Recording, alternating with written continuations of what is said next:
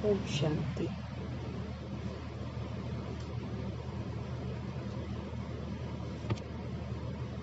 परमपिता परमात्मा से हम सब दैवी गुण धारण करना सीख रहे हैं। तो सारी जितने भी दैवी गुण हैं उसकी विशेषताओं को बता के बाबा हम आत्माओं को समझ देते हैं कि हमको अव्यक्त स्थिति अपनी बनानी है।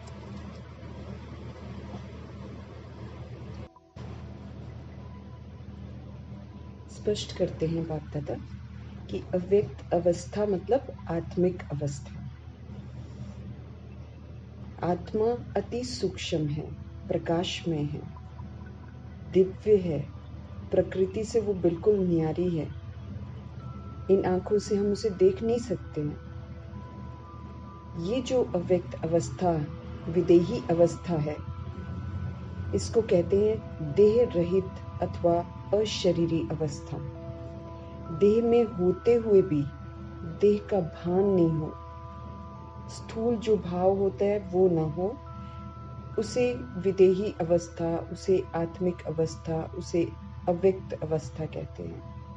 अब आत्मिक स्मृति में मुझे रहना है। अगर मुझे दैवी गुण धारण करने हैं, अव्यक्त स्थिति अपनी बनानी है, तो बाबा कहते हैं आत्मिक स्मृति में रहना है। हर वक्त याद रखना है मैं एक चेतन ज्योति बिंदु आत्मा हूँ, मैं लाइट हूँ, मैं ज्योति बिंदु परमात्मा की संतान हूँ, मैं ज्योति देश की रहने वाली हूँ, वहां से मैं सृष्टि मंच पर आई हूँ। अन्य भी सभी देहधारी वास्तव में जितने भी हैं जो दिखाई दे रहे हैं वो सारी की सारी आत्माएं हैं। इसी स्मृति में रहने वाले की अवस्था आत्मिक, अव्यक्त अथवा विदेही स्थिति होती है।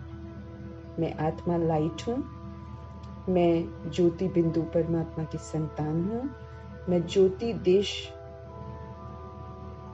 का रहने वाला हूँ, और सभी देहधारी जितने भी दिखाई दे रहे हैं वो सारे आत्माएं हैं, वो भी ज्योति देश के रहने वाले हैं। इस स्मृति में रहना माना जो हमारी अवस्था है, ये वाली जो अवस्था है स्मृति की, ये इसी को बोलते हैं आत्मिक, इसी को बोलते हैं अव्यक्त, इसी को बोलते हैं विदेही स्थिति। जैसी स्मृति फिर वैसी हमारी स्थिति हो जाती है। तो आत्मा निश्चय करना, परमपिता परमात्मा को और अपने ब्रह्म धाम को याद रखना, यही तो हमारा पुरुषार्थ है। वास्तव में सारे ज्ञान का सार ही ये है कि हमको सोल कॉन्शियस बनना है। एक ज्योति बिंदु परमात्मा ही की अव्यभिचारी याद में मुझे रहना है। इसी पर मनुष्य के सारे भविष्य का आधार है। ये हमारी अतुल कमाई है। सोल कॉन्शियस बनना यही हमारी कमाई है, यही हमारी कमाई का साधन है। इसी से ही हम माया के साथ हो रहे युद्ध को जीत सकते हैं, हम जगत जीत बन सकते हैं। ये अव्यक्त अवस्था बहुत मधुर अवस्था है। यहाँ पर संकल्प विकल्प से हम न्यारे हो जाते हैं। किसी भी तरीके की इच्छा या तृष्णाएं नहीं होती हैं। मान अपमान से हम उपराम होते हैं, विकारों से हम बिल्कुल निवृत्त होते हैं। खुशी की अवस्था है जिससे स्वयं को बहुत ही हल्का महसूस करेंगे और वायु के समान अनुभव करेंगे। उसमें कार्य करने की बड़ी स्फूर्ति आ जाती है। आत्मविश्वास तथा शक्ति तो पूरी भरी होती है।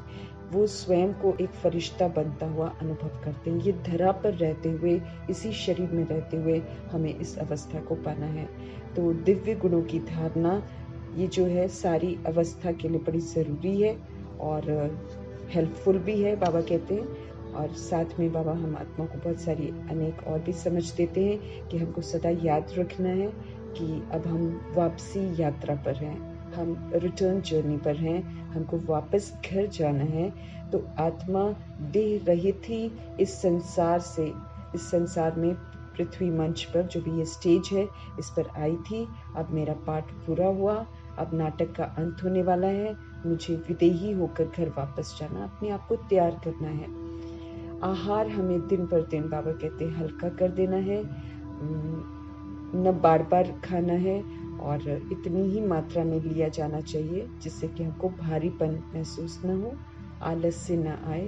बड़ा ध्यान रखना है, बहुत सारी चीज़ें हैं जो हमारे अंदर आलस से पैदा करती हैं, उसको हम खुद ही चेक कर सकते हैं। हैवी फील करते हैं उसको खाकर, और बहुत आलस्य आता है, नींद आती है, लेटने का मन करता है, तो हमें समझ जाना चाहिए कि वो चीज़ कहीं गड़बड़ है, उसको बिल्कुल तुरंत अवॉइड करना है। कार्य व्यवहार भी जो है बाबा कहते हैं उसको ज़्यादा नहीं फैलाना है। अपना योग अभ्यास, पढ़ाई, ईश्वरीय सेवा, इसमें इनफ टाइम देना है। और अगर हम कहीं पर जाते भी हैं, कार्य व्यवहार में जाते हैं, तो बीच बीच में हमको ज़रूर गैप लेना है और अपनी स्वस्थिति और ईश्वरीय स्मृति पर पूरा ध्यान देना है। कर्म जितने भी करने हैं ट्रस्टी बनकर करने हैं, और कार्य की जो प्रशंसा है, सराहना है, इसकी इच्छा तो बिल्कुल नहीं रखनी है। और सोचना चाहिए कि गुप्त सेवा का 1000 गुना अधिक महत्व है। जो कुछ होता है माना साक्षी भाव होकर देखना है, समझना है कि जो मैंने अभी किया या जो हो रहा है ये कल पहले भी हुआ था, फिर भी ऐसे ही होना है। ये कोई जो भी हो रहा है ये कोई नई बात नहीं है। इस निश्चय में सदा हमको स्थित रहना है। हमें नष्ट मोहा बनना है, हमें निराकारी निरअहंकारी स्थिति में रहना है, ज्ञान का मनन करना है, विचार सागर मंथन करना है, एकांत का सेवन करना है। इन युक्तियों से हम अव्यक्त अथवा विदेही अवस्था तक पहुंच सकते हैं। तो अगर हमको अव्यक्त स्थिति बनानी है, अगर हमको सजाओं से बचना है, तो दैवी गुण के साथ इन सारे पॉइंट्स को याद रखना है। और बाबा कहें फिर आप बिना सजा के वापस घर जा सकते हैं, और इसी अवस्था से हम प्रभु के साथ समीपता का अनुभव कर सकते हैं, जो कि सिर्फ अभी ही कर सकते हैं। मीठे मीठे परमात्मा हम आत्माओं को अपने समीप लाने के लिए तरह तरह की युक्तियां बताते हैं। ऐसे कल्याणकारी शिव पिता परमात्मा, मीठे परमात्मा, और उनको देखकर, उनके श्रीमत पर चलकर अव्यक्त बनने वाले ब्रह्मा की आत्मा, दोनों शक्तियों को हम आमंत्रित करेंगे, उनको हाजिर नाजिर रखेंगे, उनको अपने सामने रखेंगे, और उन्हीं से उनके महावाक्यों को समझेंगे। और प्रभु जी के ये महावाक्य आत्मा भाइयों को भी समर्पित करेंगे जो द्वापर युग और कलयुग में आने वाली है, और उन सोल्स के लिए भी जो प्रभु जी को छोड़कर चले गए हैं, उन सोल्स के लिए भी जो प्रभु की दृष्टि में अभी अलबेले हैं। तो सभी आत्माओं के लिए समर्पित करते, दुआ करते कि धरनी तैयार हो, आत्माएं जागृत हो, आत्माओं का बुद्धि का योग एक परमपिता परमात्मा के साथ लगा रहे, हमारा भी लगा रहे, हम सभी पर बृहस्पति की दशा बनी रहे। इन्हीं दुआओं के साथ प्रकृति के प्रति भी और तत्वों के प्रति भी और वायुमंडल के प्रति भी हम प्रभु जी के महावाक्य समर्पित करते हुए देखेंगे आज हमारे मीठे मीठे परमपिता परमात्मा हम आत्माओं को कैसे मधुरता को धारण करें उसकी समझ देते हैं। क्योंकि कल भी बाबा ने हाईलाइट किया कि मधुरता हम आत्माओं में आनी बहुत ज़रूरी है, उसी से हम मीठे परमात्मा को प्रत्यक्ष कर सकते हैं। अगर मधुरता नहीं है तो फिर हमने महानता भी हासिल नहीं करी है।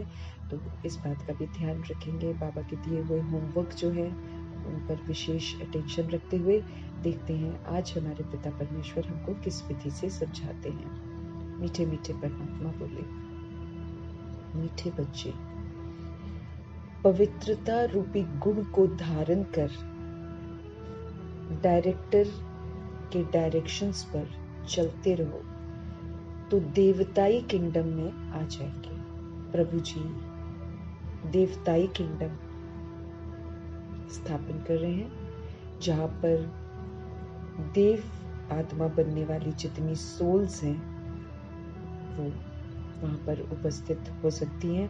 पासपोर्ट चाहिए स्पेशल वहां पर जाने के लिए। तो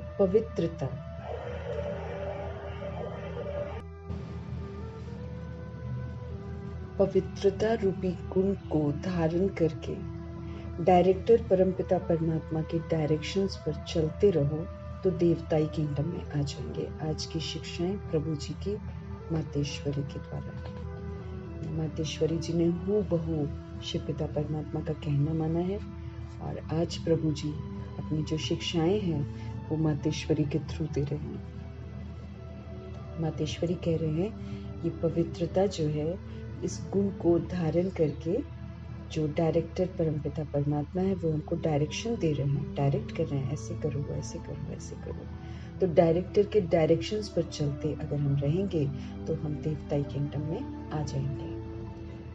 तो मातेश्वरी जी जो ज्ञान का स्पष्टीकरण कर रहे हैं, आज की मुरली उनकी है, क्योंकि उनका स्मृति दिवस आज के दिन वो अव्यक्त हो गई, कंप्लीट होकर एकदम ब्रह्मा जी के भी पहले पूरा होमवर्क करके एवर रेडी रह के सारे हिसाब किताब चुकतू करके एकदम एक्यूरेट श्रीमत पर चलकर आत्मा प्रकृति जीत, कर्म इंद्रिय जीत, विकर्मा जीत, माया जीत, जगत जीत, सारी जीत, सारे मेडल्स, सारी स्कॉलरशिप पास विद ऑनर होकर मम्मा अव्यक्त हो गई सबसे पहले।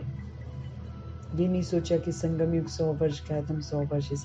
उन्होंने ये देखा कि मुझे व्यक्त में भी अपना पाठ पूरा करके अव्यक्त में भी बाबा की मदद करनी, तो आज अव्यक्त में भी शिव पिता परमात्मा के साथ सूक्ष्म वतन से वो अपना पाठ बजा रही हैं, दुर्गा का पाठ बजा रही हैं। ओम शांति। इस दुनिया को नाटक भी कहते हैं, ये एक नाटक है। ड्रामा कहो, नाटक कहो, खेल कहो, बात तो एक ही है। नाटक जो होता है वो एक ही कहानी होती है, उसमें बहुत बाई प्लॉट्स बीच में दिखाते हैं, लेकिन स्टोरी एक ही होती है।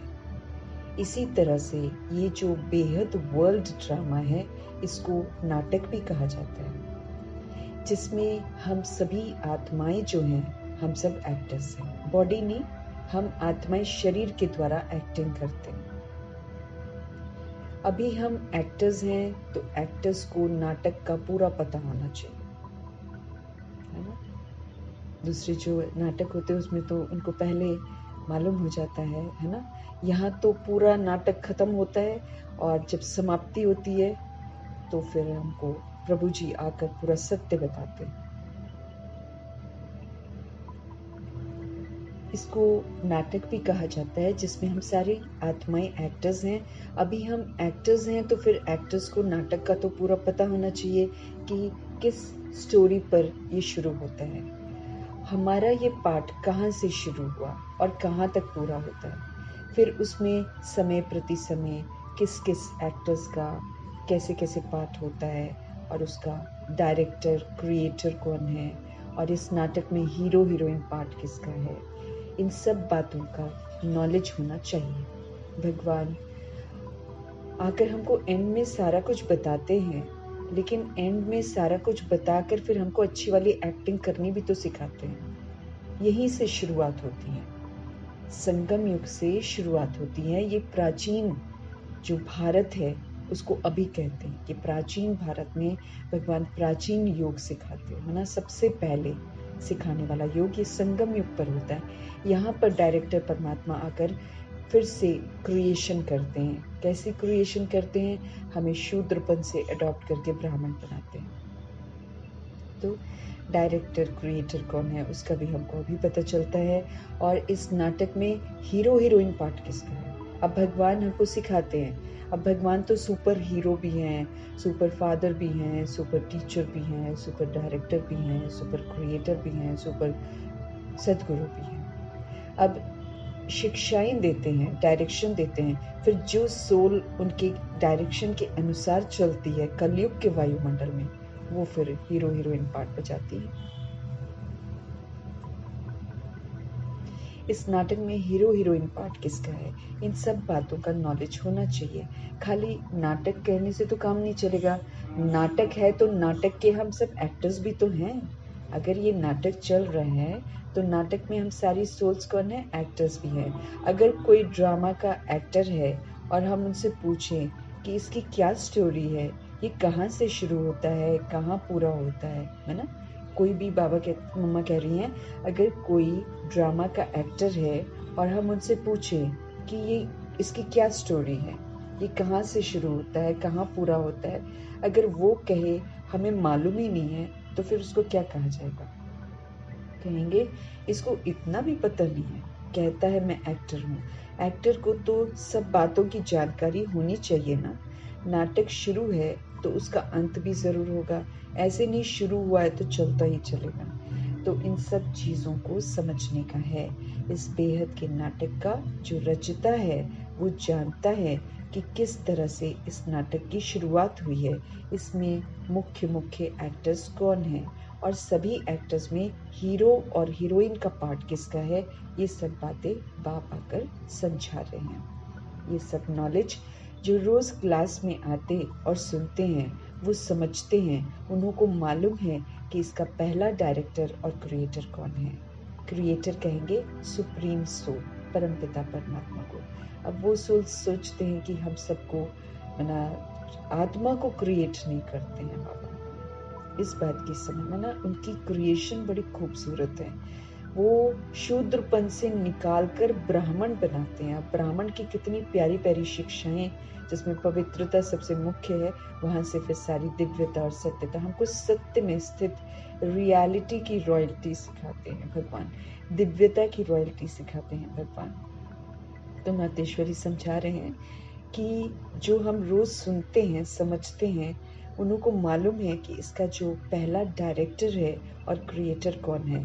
क्रिएटर कहेंगे सुप्रीम सोल, परमपिता परमात्मा को। लेकिन वो भी एक्टर है, उनकी एक्टिंग कौन सी है, डायरेक्ट बन की। अब वो जब हमें डायरेक्शन देते हैं तो वो भी तो एक्टिंग ही कर रहे हैं ना। सारी मुरली से हम समझ सकते हैं कि वो कैसे क्रिएट करते हैं, कैसे डायरेक्ट करते हैं। हर चीज जो है वो मुरली के द्वारा ही सिखाते हैं। अब मम्मा कह रही हैं उनकी एक्टिंग कौन सी है, डायरेक्टर बन की है। वो एक ही बार आकर एक्टर बनते हैं, कल्प में एक ही बार आकर एक्टर बनते हैं और हमको एक्टिंग सिखाते हैं। कैसे वो हमसे बात करते हैं, कैसे व्यवहार में आते हैं, कैसे संयम रखते हैं, कैसे शांत रहते हैं, कैसे शक्तिशाली रहते हैं, प्रभाव मुक्त रहते हैं, वो सारा मुरली के माध्यम से हम उनको अनुभव कर सकते हैं। जिन्होंने साकार में देखा वो साकार में अनुभव कर सकते हैं, जिन्होंने अव्यक्त में देखा वो हम मुरली के द्वारा समझ सकते हैं कि कैसे बाबा सारी एक्टिंग करते हैं। एक्टिंग करके फिर हमको सिखाते हैं कि कैसे हमें अपने आप में मधुरता लानी चाहिए, गुणग्राहकता लानी चाहिए, एक्यूरेसी लानी चाहिए, उदार चित्त रहना चाहिए, क्षमाशील रहना चाहिए, रहम दिल बनना चाहिए, हर सहनशील, हर चीज वो मुरली के द्वारा ही हमको सिखा देते हैं। एक्टिंग कर रहे हैं, उनका डायरेक्शन देना उनकी एक्टिंग है। वो एक ही बार आकर एक्टर बनते हैं, अभी डायरेक्टर बन करके एक्ट कर रहे हैं। वो कहते हैं इस नाटक की शुरुआत मैं करता हूँ ना। वो फिर कलयुग को भी बोल देते, नहीं बाबा पूरे कलयुग को चेंज करते हैं, हम आत्माओं को सतयुगी बनाते हैं। उनका पार्ट जो है बड़ा डिफरेंट है। तो वो कहते हैं इस नाटक की शुरुआत मैं करता हूँ। कैसे, जो प्यूरिफाइड सतयुगी दुनिया है, जिसको नई दुनिया कहते हैं, वो न्यू वर्ल्ड मैं क्रिएट करता हूँ। परमपिता परमात्मा समझाते हैं कि जो पवित्र सतयुगी दुनिया है, जिसको नई दुनिया कहते हैं, वो सारा न्यू वर्ल्ड जो है वो मैं क्रिएट करता हूँ। अभी आप सब जो भी पवित्रता को धारण करके डायरेक्टर के डायरेक्शंस पर चल रहे हो, वो सभी एक्टर्स अभी प्यूरिफाइड बन रहे हो।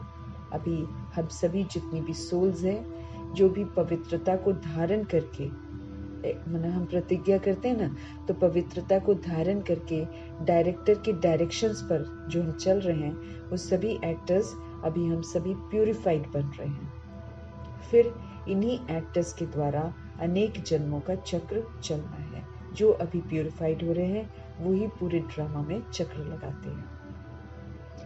ये बाप ही आकर समझाते हैं कि अभी पवित्र हुए मनुष्य दूसरे जन्म में देवताई किंगडम में जाएंगे। हम सभी जो सोल्स हैं, अगर हम प्रभु की पवित्रता के अनुसार पवित्र बन जाएंगे तो फिर हम देवताई किंगडम में जरूर जाएंगे। वो किंगडम 2 युग सूर्यवंशी चंद्रवंशी रूप में चलती है। भगवान की स्थापन की हुई किंगडम 2 युग 1250 वर्ष 1250 वर्ष सूर्यवंशी चंद्रवंशी रूप में चलती है। फिर वो सूर्यवंशी चंद्रवंशी एक्टर्स का जो पार्ट है, जब वो पूरा हो जाता है तब फिर थोड़ा नीचे गिरते हैं अथवा वाम मार्ग में आते हैं। अपने को देख के आकर्षण में ले आते हैं। फिर दूसरे धर्मों का टर्न आता है। इब्राहिम, बुद्ध, क्रिश्चियन, ये सभी धर्म स्थापक नंबरवार आकर के अपना अपना धर्म स्थापन करते हैं। तो देखो, नाटक की स्टोरी कहाँ से शुरू हुई और कहाँ पूरी होती है, उसके बीच में ये दूसरे जो है ना बाई प्लॉट्स कैसे चलते हैं, ये सभी वृत्तांत बैठ करके समझाते हैं। सारे बाहर के देश भी जितने आते हैं वो सारे बाई प्लॉट्स है, ये सब बाद में आते हैं। एक्चुअली जो सृष्टि की शुरुआत है वो सतयुग त्रेता युग की है, ये 2500 वर्ष का राज्य है। इसके बाद जो एक्स्ट्रा आते हैं वो बाई प्लॉट्स कहलाते हैं। बाबा कहते अभी ये नाटक पूरा होने पर है, ये जो नाटक है ये अब पूरा होने वाला है। ये नाटक तो 3 घंटे में, वो दुनिया वाला जो नाटक है वो तो 3 घंटे में पूरा हो जाता है, इसको तो 5000 वर्ष लगते हैं। ये बेहद का नाटक है, 5000 वर्ष लगते हैं इसमें। बाकी इसमें थोड़े वर्ष हैं, बस अभी उसकी तैयारी है। अभी ये नाटक पूरा हो करके फिर रिपीट होगा।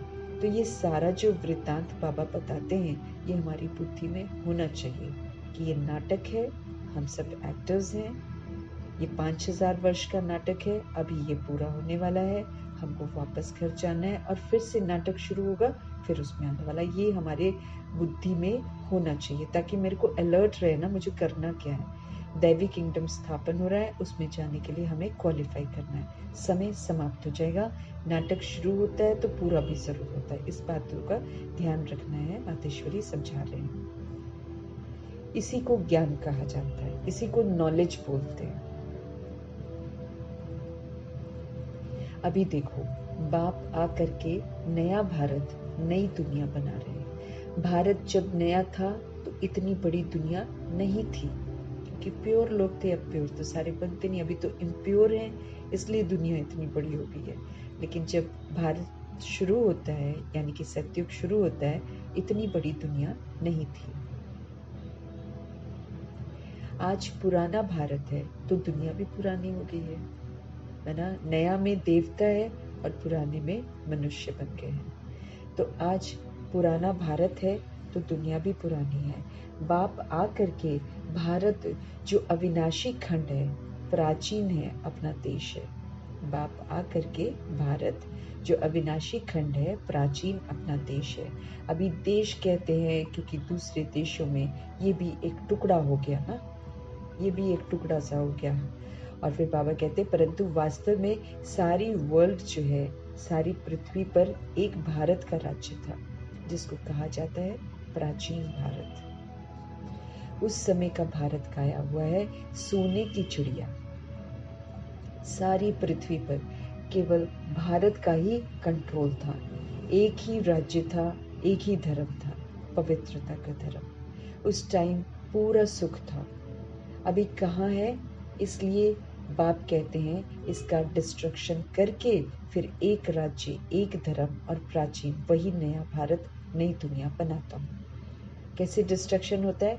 बाबा प्योरिटी स्थापन करवा देते हैं। अब पवित्रता एक ऐसी शक्ति है जिसके सामने अपवित्रता रुक ही नहीं सकती है, तो वो लोग खुद ही स्थूल विनाश कर देते हैं। यादव बॉम्ब से कर देते हैं और बाकी कौरव जो हैं भारत के लोग, वो फिर सिविल वॉर करते हैं।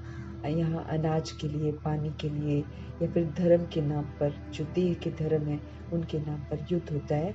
हिंसात्मक युद्ध करके फिर सारे अपने आप को खत्म कर देते। क्या करते हैं? दे अभिमान को मारता है। अब वो सोचते हैं हम किसी को मार देते हैं, लेकिन सोल को तो मार नहीं सकते हैं। सोल को जला दो, कुछ भी कर दो, वो जलती थोड़ी है। लेकिन ये जो देह का अभिमान है, ये जो झूठी देह है, ये जो इंस्ट्रूमेंट है, इसको मारते हैं। क्योंकि देह का अभिमान आ जाता है ना, तो देह अभिमान में देह को डिस्ट्रॉय करते हैं।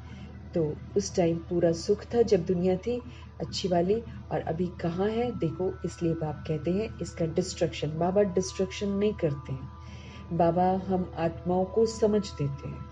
समझ से हम अपने अंदर के विकारों को खत्म करते हैं, समझ से हम सब पवित्र बनते हैं। जब पवित्र बन जाते हैं तो ये जो प्योरिटी की पावर है, ये इम्प्योरिटी को डिस्ट्रॉय कर देती है।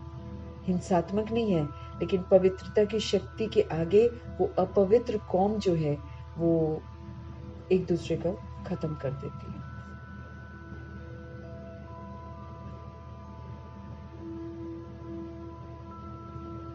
इसलिए बाप कहते हैं इसका डिस्ट्रक्शन करके फिर एक राज्य, एक धर्म और प्राचीन वही नया भारत, नई दुनिया बनाता हूँ। समझा?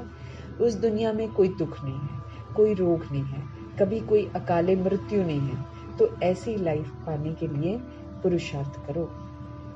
बाबा कहते हैं उस दुनिया में कोई दुख नहीं है, उसमें कोई रोग नहीं है, उसमें कोई अकाले मृत्यु नहीं है। ऐसी लाइफ पाने के लिए मातेश्वरी कहते हैं, बाबा कहते हैं पुरुषार्थ करो। मुफ्त में थोड़ी मिलेगी, है ना? मुफ्त में नहीं मिलेगी, पुरुषार्थ पूरा करना पड़ेगा। मुफ्त में थोड़ी मिलेगी, कुछ तो मेहनत करनी पड़ेगी। बीज बोएंगे तो पाएंगे। अगर हमको सुख चाहिए, अगर हमको शांति चाहिए, अगर हमको रूहानी प्रेम चाहिए, अगर हमको आनंद चाहिए, अगर हमको शक्ति चाहिए, अगर हमको समझ चाहिए, है ना, तो सारा का सारा पवित्रता चाहिए, तो फिर वैसा बनकर दिखाना है। अगर देवता बनना है तो फिर सारे गुणों से संपन्न बनो। बाबा कहते संपूर्ण निर्विकारी बनो, बेदाग हीरा बनो, मर्यादा पुरुषोत्तम बनो, संपूर्ण अहिंसक बनो और चले जाओ। मेहनत करेंगे तो मुफ्त में नहीं मिलेगा कुछ भी।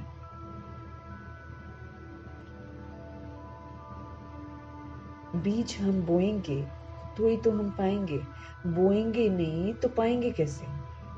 तभी तो वहां पर बहुत थोड़े होते हैं, क्योंकि बाबा के डायरेक्शंस पर चलकर हम सब कैसे बीज बोते हैं उसके अनुसार प्रारब्ध बनती है ना। यहाँ कोई पक्षपात नहीं है।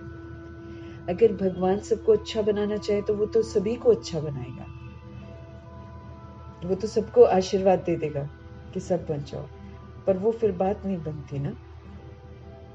ऐसे तो फिर जो पाप करते हैं, जो पुरुषार्थ नहीं करते हैं, उनको भी दे दे। यहाँ तो बाबा गुप्त रीति आते हैं, गुप्त में ही उनको पहचान लेना और उनकी शिक्षाओं पर चलना, इसके और एक्यूरेसी से चलना, बनकर फिर दिखाना और बनकर फिर प्रभु को प्रत्यक्ष करना, उसके अनुसार उसको प्रारब्ध मिलती है।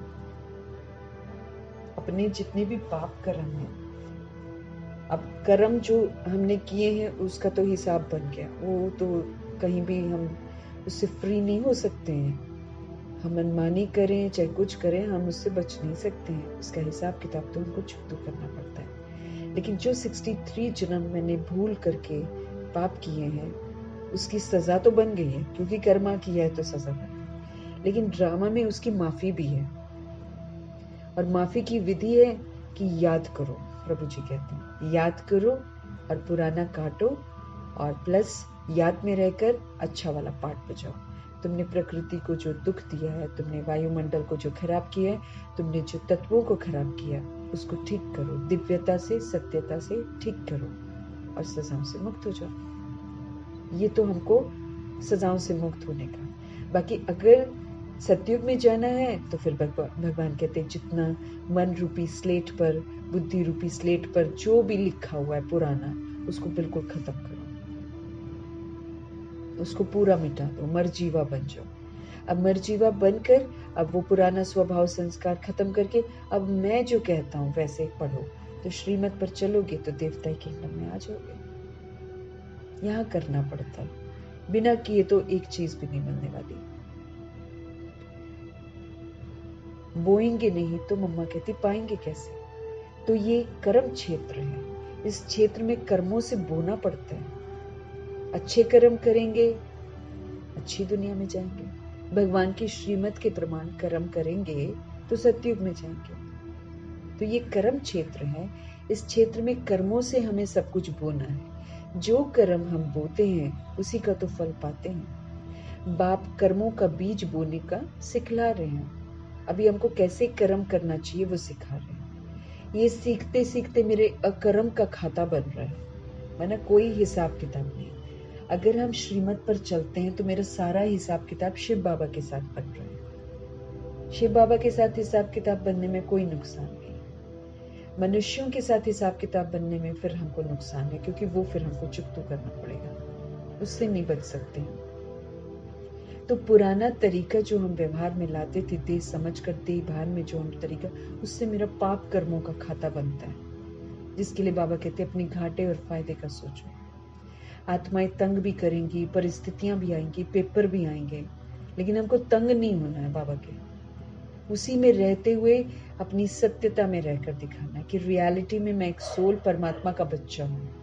उसी में मुझे दिव्यता धारण करनी है, दैवी गुणों की धारणा करनी है। ये जो है, ये हमको बाबा कर्म करने सिखा रहे हैं, कैसे हमें बोलना है, कैसे हमें उठना है, कैसे बैठना है, कैसे खाना है, कैसे पीना है।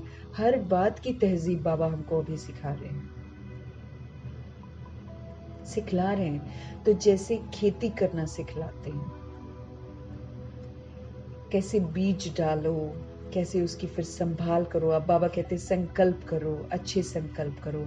फिर उसकी संभाल कैसे करनी है, बाबा कहते हैं हर घंटे में उसको रिवाइज करो, उसको पक्का करो, पॉजिटिव रहो। कितना भी नेगेटिव आए वो पॉजिटिव से बाबा हमको सिखा रहे हैं कि कैसे बीज डालो, कौन से बीज डालो। अच्छे अच्छे संकल्प देते हैं बाबा, स्वमान के बीज डालो, फिर उसके बाद उसकी संभाल करो। अब स्वमान का मैंने बीज डाला, अब फिर स्वमान का बीज डाला तो बार बार रिवाइज करके उस बीज के अनुसार हमको जीना है। तो संभाल करनी, उसकी भी ट्रेनिंग देते हैं। क्या नहीं करते बाबा, सब कुछ हमको मुरली के द्वारा कराते हैं। तो बाप आ करके हमारे को कर्म के खेत के लिए कर्मों को कैसे बोए उसकी ट्रेनिंग दे रहे हैं। सारी मुरली हमारी ट्रेनिंग है। मुरली का एक एक बोल मेरे लिए है। हम सारी आत्माएं अपने लिए यही समझें, एक एक बोल मेरे लिए। हमें दूसरों में नहीं देखना। हमारे पास अपना ही करेक्शन करने के लिए दुनिया भर की चीजें हैं, अपने ही हमारे विक्रम है जिसको विनाश करना है। अपना ही पूरा जो है 2500 वर्षों का जो वर्षा है, 2500 वर्षों का जो कमाई है, वो हमें पूरी जमा करनी है। करेंगे तो जाएंगे, लेकर जाएंगे तो वो वाला दरवाजा खुलेगा, नहीं तो दरवाजा नहीं खुलेगा। तो सारी ट्रेनिंग दे रहे हैं भगवान, कैसे सोचना है, कैसे बोलना है, कैसे कर्म करना है। हर तहजीब हमको पूरी मुरली में बाबा सिखाते हैं। तो जैसे खेती करना सिखलाते हैं ना, कैसे बीज डालो, कैसे उसकी संभाल करो, उसकी भी ट्रेनिंग देते हैं। तो बाप आकर के हमारे को कर्म के खेत के लिए, क्योंकि कर्म करने हैं मुझे पूरे ड्रामा में, तो कर्म के खेत के लिए कर्मों को कैसे बोए उसकी ट्रेनिंग दे रहे हैं कि अपने कर्मों को ऊंच बनाओ।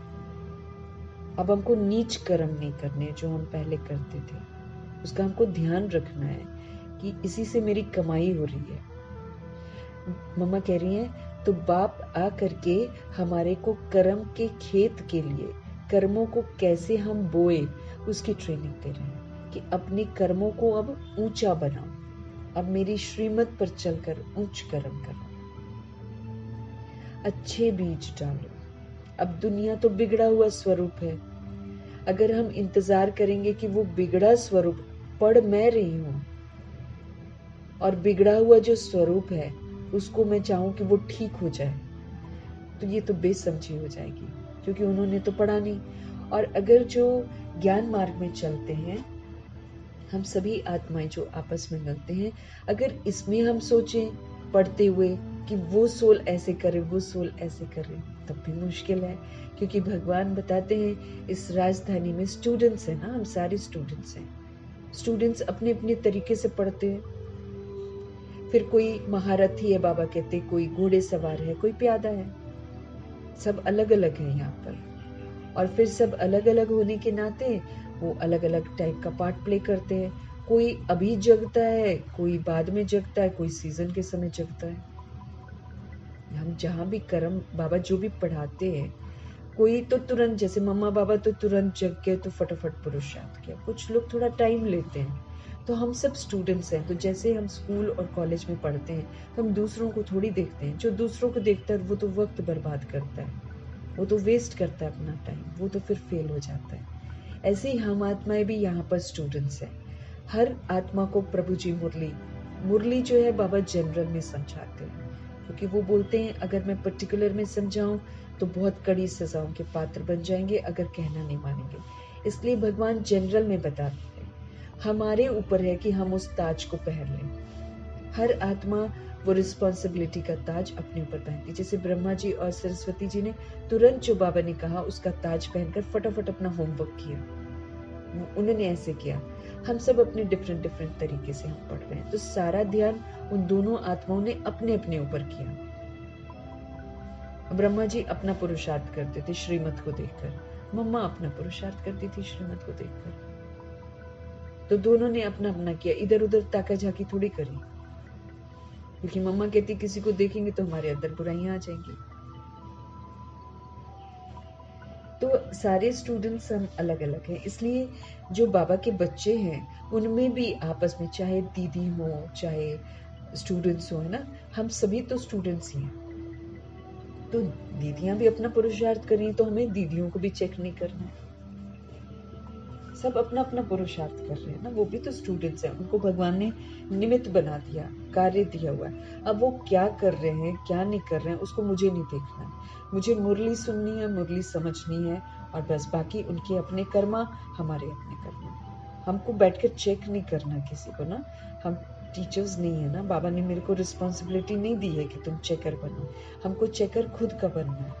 तो इसलिए बाबा हमको हर चीज की ट्रेनिंग दे रहे हैं, हमारे को सिखा रहे हैं कि कर्म कैसे करने हैं। तो मेरे को सारा हिसाब किताब शिव बाबा के साथ बनाना है।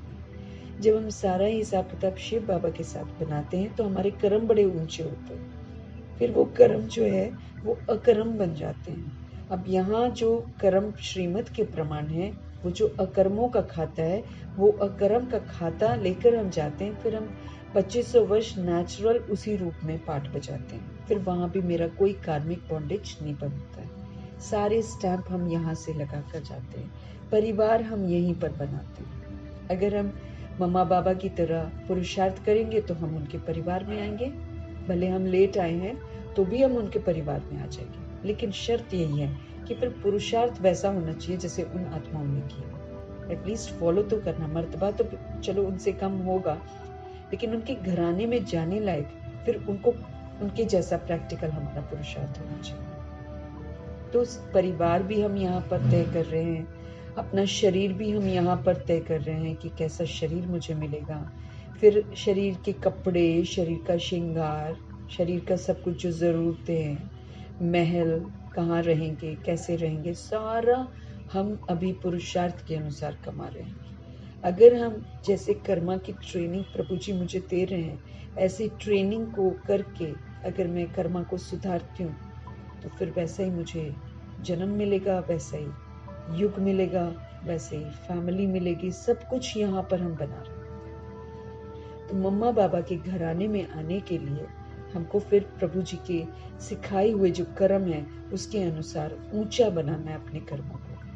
उसके लिए फिर मुझे ये नहीं देखना। अब हमारे में प्रॉब्लम ये हो जाती है, हम दूसरी सोल्स को देख बैठते हैं।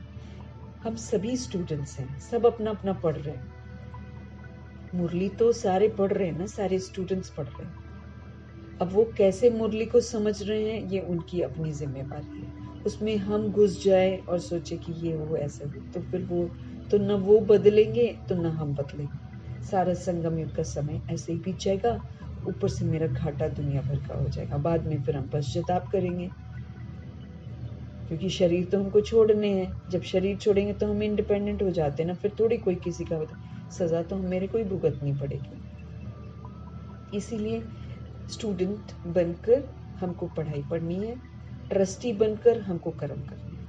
सेवाधारी कभी भी नहीं बोलेगा, घर के मैटर्स में इंटरफियर नहीं कर सकता सेवाधारी। उसको बोल दिया जाता आप चुप रहो, अपने काम से मतलब रखो, ऐसा बोल देते। तो बाबा ने हमको ट्रस्टी बना दिया, सेवाधारी बना दिया। तो सेवाधारी बनकर पाठ बजाना है घर पर या बाहर पर, है ना, ट्रस्टी बनकर। तो सेवाधारी फिर कुछ नहीं बोलता। एक स्टूडेंट दूसरे स्टूडेंट को देखकर चेक नहीं कर सकता, और सेवाधारी दूसरे को देखकर कुछ बोल नहीं सकता। वो अपने काम पर ध्यान देगा। हमने सारे हिसाब किताब बनाए हैं, इसलिए हम हिसाब किताब के तहत एक दूसरे से मिलते हैं। अब हिसाब किताब तो ऑलरेडी बना रखे हैं, अब उसको चुप करना है। कैसे? सत्यता की, और सत्यता की सभ्यता मतलब रियलिटी, सोल की सभ्यता और दिव्यता की सभ्यता। इसके साथ मुझे जो है ना सारा अपना हिसाब किताब सेटल करना है, तो सेवादारी बनना है। तो कर्म तो प्रभु ऊंचे सिखाते हैं।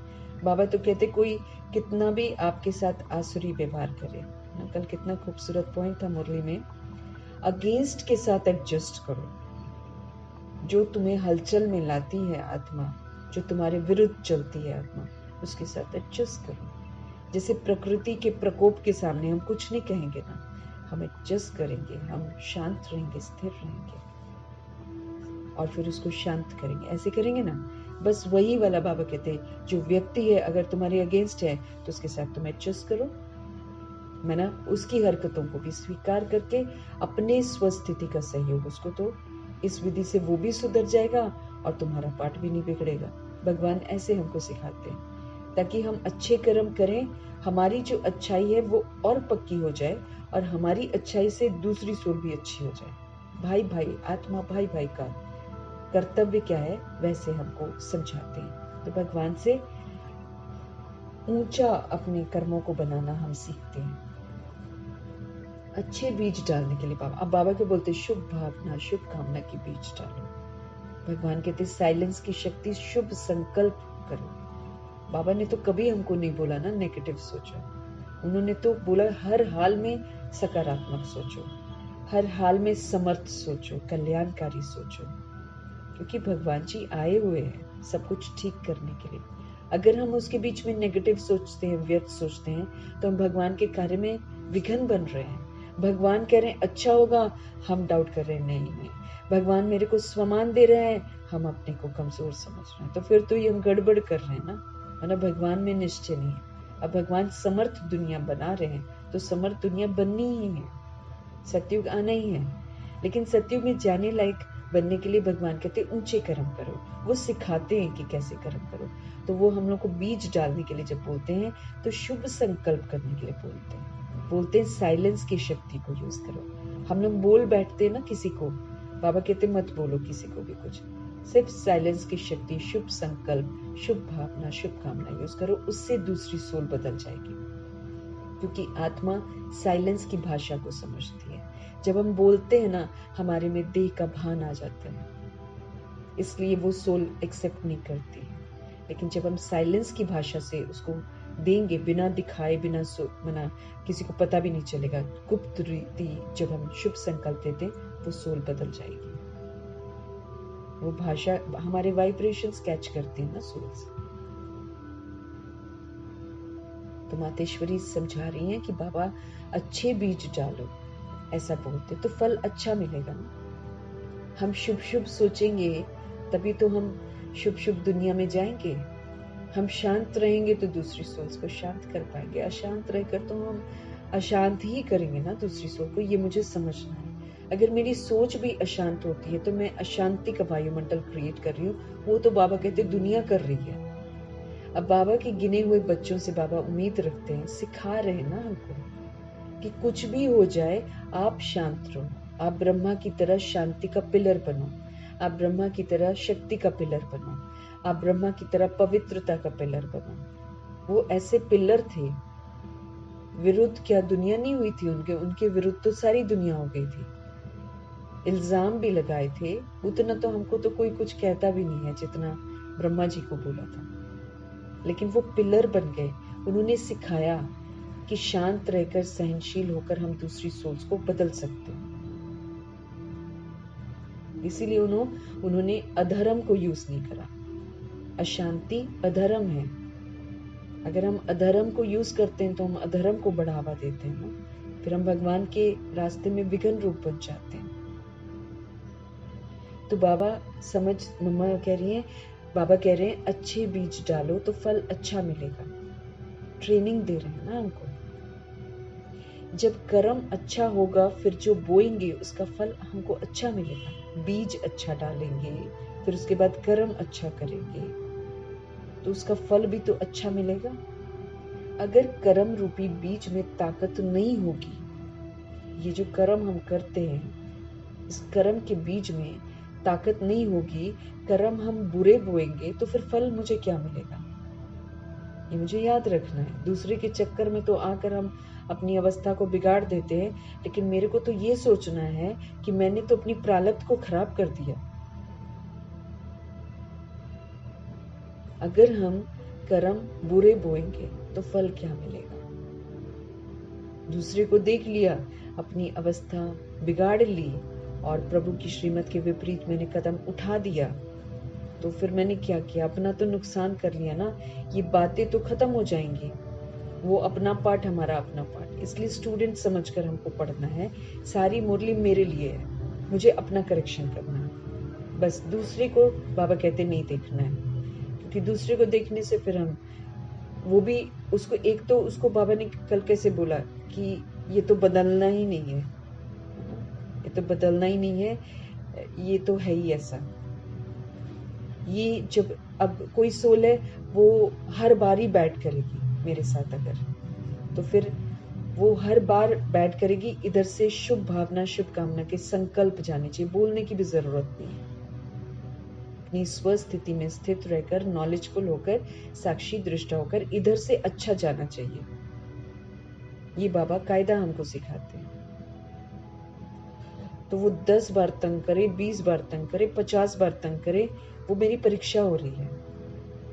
कर्म और संकल्प का बीज मुझे अच्छा ही डालना है, तो उससे मेरी अवस्था और अच्छी वाली बन जाएगी, इसके मार्क्स भी मिलते जाएंगे, और दूसरी सोल के अंदर जो मेरा हिसाब किताब होएगा या उसके अंदर जो कमियां कमजोरियां होंगी वो भी धीरे धीरे खत्म होते होते सब ठीक हो जाएंगे। इस विधि से बाबा हमको सिखा रहे हैं। अभी हमको ट्रेनिंग मिल रही है। तो जब कर्म अच्छा होगा, मातेश्वरी कहती, फिर जो बोएंगे उसका फल हमको अच्छा मिलेगा। अब हम इन दोनों आत्माओं को देख सकते हैं ना, मातेश्वरी जी को देख सकते हैं। उन्होंने कितने अच्छे अच्छे बीज बोए, तभी तो लक्ष्मी बनी, ऐसे तो नहीं बन गई। जब कर्म अच्छे होंगे फिर जो बोएंगे फिर उसका फल हमको अच्छा मिलेगा। अगर कर्म रूपी बीज में ताकत ही नहीं होगी, अगर वो पॉजिटिव नकारात्मक होंगे, अगर वो व्यर्थ होंगे, तो ताकत नहीं होगी ना। तो बाबा कहते हैं, मम्मा कह रही हैं, अगर कर्म रूपी बीज में ताकत नहीं होगी तो कर्म हम बुरे बो देंगे। अब जब हम कर्म बुरे बोएंगे तो उसका फल क्या मिलेगा? वो भी बुरा ही होगा। ये जो खा रहे हो फिर रो रहे हो, जो खाते हो उसमें ही रो रहे हो, दुख और अशांति है ना। वो जो फल मुझे मिलता है ना, फिर खा भी रहे हैं फिर रो भी रहे हैं, मैंने ऐसे क्यों कर दिया, मैंने ऐसे क्यों कर दिया। जो खाते हो उसमें ही रो रहे हो, दुख और अशांति है। अगर हम कोई बुरा कर्म करते हैं और मेरे को बुरा फल मिलता है तो उसको फिर भुगतना होता है ना। उस भुगतने को मम्मा कह रहे हैं कि खा रहे हैं, है ना। तो ये जो भुगतते हैं हम, ये जो खा रहे हैं और फिर हम रो भी रहे हैं, क्योंकि भगवान की अवज्ञा रुलाती जरूर है, फिर हम रो रहे हैं। तो जो खाते हो उसमें ही रो रहे हो, दुख और अशांति है। कुछ न कुछ रोग आदि खिटखिट होती ही रहती है। सब बातें मनुष्यों को दुखी करती हैं ना। इसलिए बाप कहते हैं, अभी तुम्हारे कर्म को मैं ऊंची क्वालिटी का बनाता हूँ। हम ये जो बुरे बीज बोते हैं, बुरे कर्म करते हैं, उसका फल फिर हमको बुरा मिलता है, फिर हम उसको खाते हैं, माना भुगतते हैं, फिर हम रोते भी हैं, फिर हम दुखी भी होते हैं, फिर हम अशांत भी होते हैं, फिर हमें बीमारी लग जाती है, क्योंकि मानसिक रूप से जब हम बीमार होते हैं तो हमको शारीरिक रोग लगता है। तो कुछ न कुछ रोग लग जाते हैं, फिर खिटखिट होती रहती है। सारी बातें इस दुनिया में इस वक्त मनुष्यों को दुखी करती हैं। और हम सभी सोल्स भी जब बाबा की अवज्ञा करते हैं, कर्म बुरे करते हैं, तो जब हम भुगतते हैं तो हम रोते जरूर हैं, हम दुखी होते हैं, हम अशांत होते हैं, फिर बीमारियां भी ऑफकोर्स लगती हैं, फिर खिटखिट भी होती है, लड़ाई झगड़े तू मैं होता ही रहता है। सारी बातें मनुष्यों को दुखी करती हैं। इसलिए बाप कहते हैं कि मैं अभी तुम्हारे कर्म को ऊंची क्वालिटी का बनाता हूँ। मैं तुम्हें सिखाता हूँ कि कैसे तुम अपने कर्मों को ऊंचा करो। जैसे बीज भी उसी क्वालिटी का होगा तो उस क्वालिटी को बोएंगे तो उसका फल अच्छा निकलेगा। अब बाबा जो सिखाते हैं कि कैसे सोचो, अगर हम वो क्वालिटी वाला बीज बोते हैं तो जैसे बीज भी उसी क्वालिटी का होगा तो उस क्वालिटी का बोएंगे तो फिर उसका फल भी तो मेरे को अच्छा ही मिलेगा ना। अगर बीज अच्छी क्वालिटी का नहीं होगा तो फिर अच्छी क्वालिटी का फल भी नहीं मिलेगा, फिर फल भी बैड। हम जैसे कल बाबा ने हमको समझाया कि मधुरता आनी चाहिए, है ना। अगर हम कड़वाहट यूज करते हैं तो उधर से कड़वाहट ही तो मिलेगी।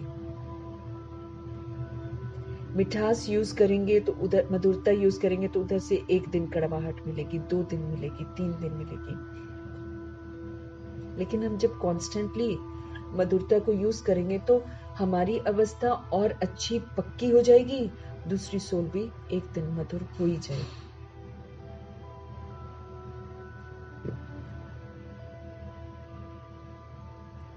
तो बीज जो है अगर क्वालिटी का होगा और क्वालिटी का हम बोएंगे तो उसका फल अच्छा निकलेगा।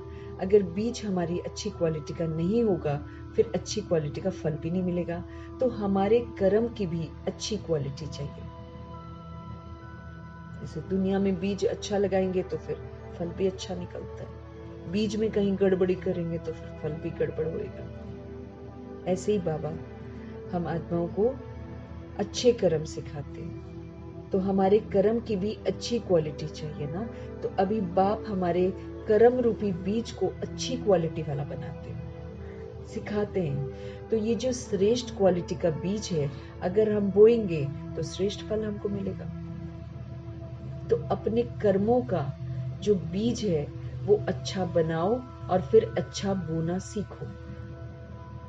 मम्मा समझा रहे हैं, अपने कर्मों का जो बीज है उसको अच्छा बनाओ। जैसे प्रभु कहते ना वैसे सोचो और फिर अच्छा बोना भी सीखो कि मुझे अच्छाई ही बोनी है। तो ये सभी चीजों को समझ करके अभी अपना पुरुषार्थ करो। जो हम करेंगे वैसा ही हम पाएंगे। कल को रोएंगे धोएंगे तो कोई मदद करेगा, अभी तो बाबा मदद कर रहे हैं। अभी बाबा फिर भी क्षमाशील होकर हम आत्माओं को समझ देते हैं, ऐसे करो ऐसे करो ऐसे करो। अच्छा, अभी 2 मिनट साइलेंस। फिर समझ दे रहे हैं माँ कि साइलेंस का मतलब, अगर 2 मिनट साइलेंस है तो साइलेंस का मतलब है आई एम सोल। पहले मैं साइलेंस हूं, बाद में टॉकी में आते हैं। जब शरीर लेते हैं तब हम टॉकी में आते हैं। इसलिए बाबा बोलते हैं ना, कभी भी कोई बातचीत करते हैं ना, कहीं मिलते हैं या कोई बातचीत कोई करता है, तुरंत रिएक्ट नहीं करो। उस तुरंत रिएक्ट में हमसे गलतियां हो जाती हैं। उस समय 2 मिनट साइलेंस, और 2 मिनट साइलेंस में तुरंत स्मृति में कौन, मेरा कौन और मुझे क्या करना है। ये हमें बहुत सारी चीजों से बचा देगा, उल्टे कर्मों से। साइलेंस का मतलब है, मातेश्वरी समझा रहे हैं, आई एम सो। सबसे पहली बात है मैं आत्मा हूं। आत्मा कैसी है? साइलेंस। बाद में बॉडी लेती है तो फिर टॉकी में आते हैं। अब मीठे बाबा कहते हैं फिर चलो साइलेंस वर्ल्ड। तो साइलेंस शांति अपना स्वधर्म है। हम सब बाद में टॉकी बनते हैं जब बॉडी लेते हैं। अब शिव पिता परमात्मा कहते हैं फिर चलो साइलेंस वर्ल्ड। अब साइलेंस वर्ल्ड चलो वापस। तो साइलेंस शांति ये अपना हमारा स्वधर्म है, निजी मेरा स्वधर्म है। उस साइलेंस में चलने के लिए कहते हैं इस देह का और देह सहित देह के संबंधों की अभी अटैचमेंट छोड़ दो। कर ली अटैचमेंट जितनी, मेरे अटैचमेंट करने से भी तो वो चीज मेरी थोड़ी हो जाएगी। अगर हम दुनिया में अटैचमेंट करते हैं, किसी से लगाव रखते हैं, तो वो मेरी थोड़ी हो जाएगी।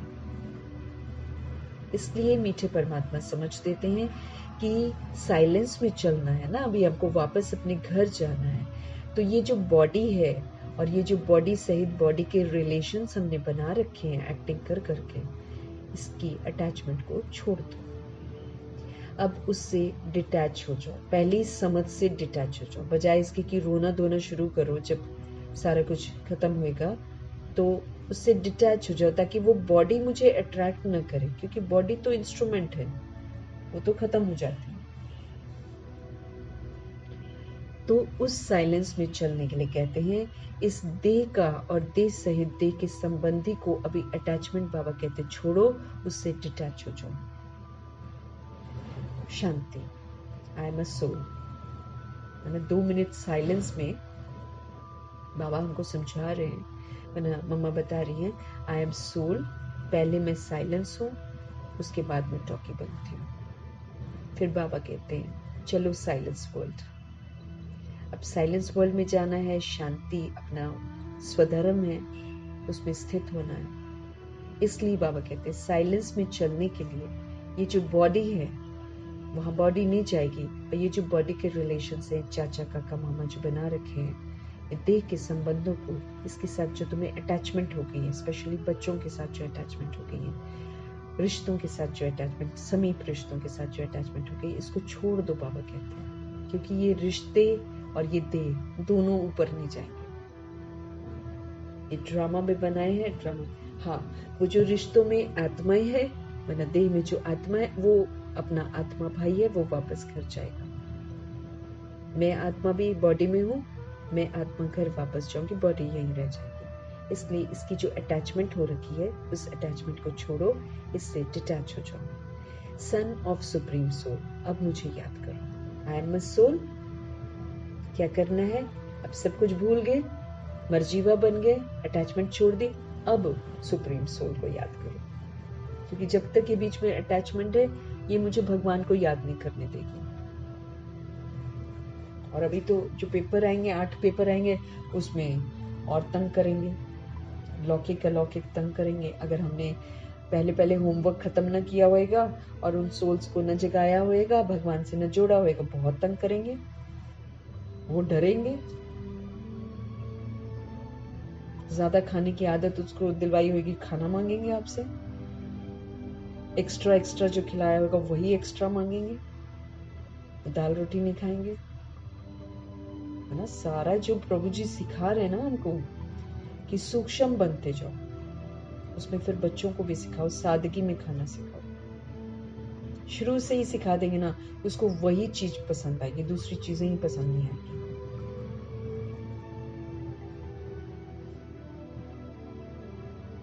ज्यादा से ज्यादा उनको अपने साथ रखो, पाठ पक्का कराओ। तो ये जो देह है, ये देह सहित देह के संबंध हैं, इसके साथ अटैचमेंट छोड़ दो। अब उसको सोल समझो, वो मेरा बच्चा है, ये बच्ची है, ये नहीं आना चाहिए। वो एक आत्मा है, हकीकत यही है कि वो जो बॉडी को चला रही है वो आत्मा है, वो मेरा बच्चा तो है नहीं।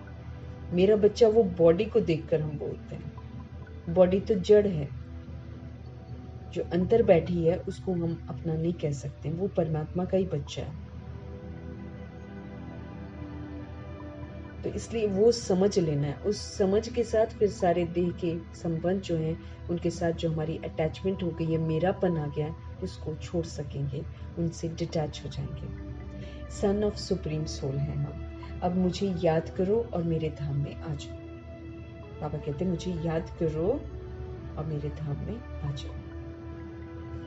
तो अभी चलने का ध्यान रखो, मम्मा कह रही है। ड्रामा है ना, नाटक है, और नाटक को जबरदस्ती बोले नहीं ये चलता रहे, मेरे अनुसार चले, तो थोड़ी चलेगा। जो बाप कह रहे हैं वो सुनना है ना। अब बाप कह रहे हैं आप अब मुझे याद करो और मेरे धाम में आ जाओ। सेफ्टी है उस धाम में, नीचे तो खतरा है। तो अभी मम्मा कहती चलने का ध्यान रखो, अभी आने का नहीं ख्याल करो, जाने का ख्याल करो। अंत मति सो गति, क्योंकि अंत में अगर मेरे को परम धाम याद है, मेरा बाबा याद है, मैं आत्मा याद हूं, तो मेरी अच्छी गति होगी। और कोई याद ना है, और अगर कोई भी चीज याद आ गई, अपना शरीर याद आ गया, शरीर का संबंध याद आ गया, कोई खाना पीना याद आ गया, कोई कपड़ा याद आ गया, जूते याद आ गए, कुछ याद आ गया, एकदम दुर्गति वाला अंत होगा। अंत मति सुगत, अंत में कौन है मेरी बुद्धि में, उसके अनुसार गति होगी। सारी तैयारी हम इसीलिए कर रहे हैं कि एंड में स्मृति स्वरूप हो जाएं, सब कुछ भूल गया, बस ज्ञान भी नहीं याद है, आत्मा परमात्मा का बच्चा, वो वाली स्मृति में रहेंगे और शरीर छोड़ेंगे तो सदगति होगी। और अगर उसमें कोई याद आ गया तो फिर दुर्गति हो जाएगी। अब दुर्गति में शरीर भी याद आया तो शरीर मेरा थोड़ी रह जाएगा, लेकिन फेल तो हो गए ना। इसी तरह संबंध भी याद करेंगे तो संबंध तो बॉडी के वो थोड़ी रहेंगे, वो तो खत्म हो जाएंगे, बाबा के तो नहीं बनेंगे। अब आत्मा तो फ्री हो जाएगी, अपनी अपनी जो भी बच्चा बना है चाहे बच्ची बनी है वो तो आत्मा फ्री हो जाएगी। अपनी तो हो गई ना दुर्गति अगर हमने उसको याद किया तो। इसलिए डिटैच होना बहुत जरूरी है। अंतमति सुगति। अभी कोई में भी अटैचमेंट नहीं, अभी तो शरीर की भी अटैचमेंट छोड़ दो, क्योंकि ये भी तो छूट जाना है, तो इसके साथ भी मेरे को कोई किसी तरीके का अटैचमेंट नहीं रखना। समझा? ऐसी अपनी धारणा बनाने की है। अच्छा, अब बैठो साइलेंस में। मम्मा कहती चलते फिरते भी साइलेंस, बोलते भी साइलेंस। माना मैं आत्मा, कितना सुंदर मम्मा ने समझा। साइलेंस मीन्स मैं आत्मा हूं, साइलेंस मेरा स्वधर्म है। इसलिए वो कह रही है अपनी धारणा बनाने की अच्छा है ना, अपनी धारणा करनी है।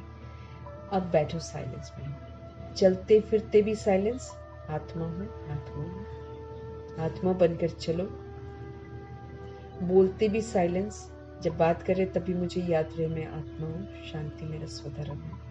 कम बोलना है, धीरे बोलना, मीठा बोलना। किसी के साथ वार्तालाप करते हैं ना, उसकी बात कर रही हूँ। बोलते भी साइलेंस, आत्मा की स्मृति। बोलते कैसे साइलेंस होती है मालूम है? बोलते समय हमारा बुद्धि योग अपने उसी I am soul, first pure soul अथवा साइलेंट सोल की याद रखना है।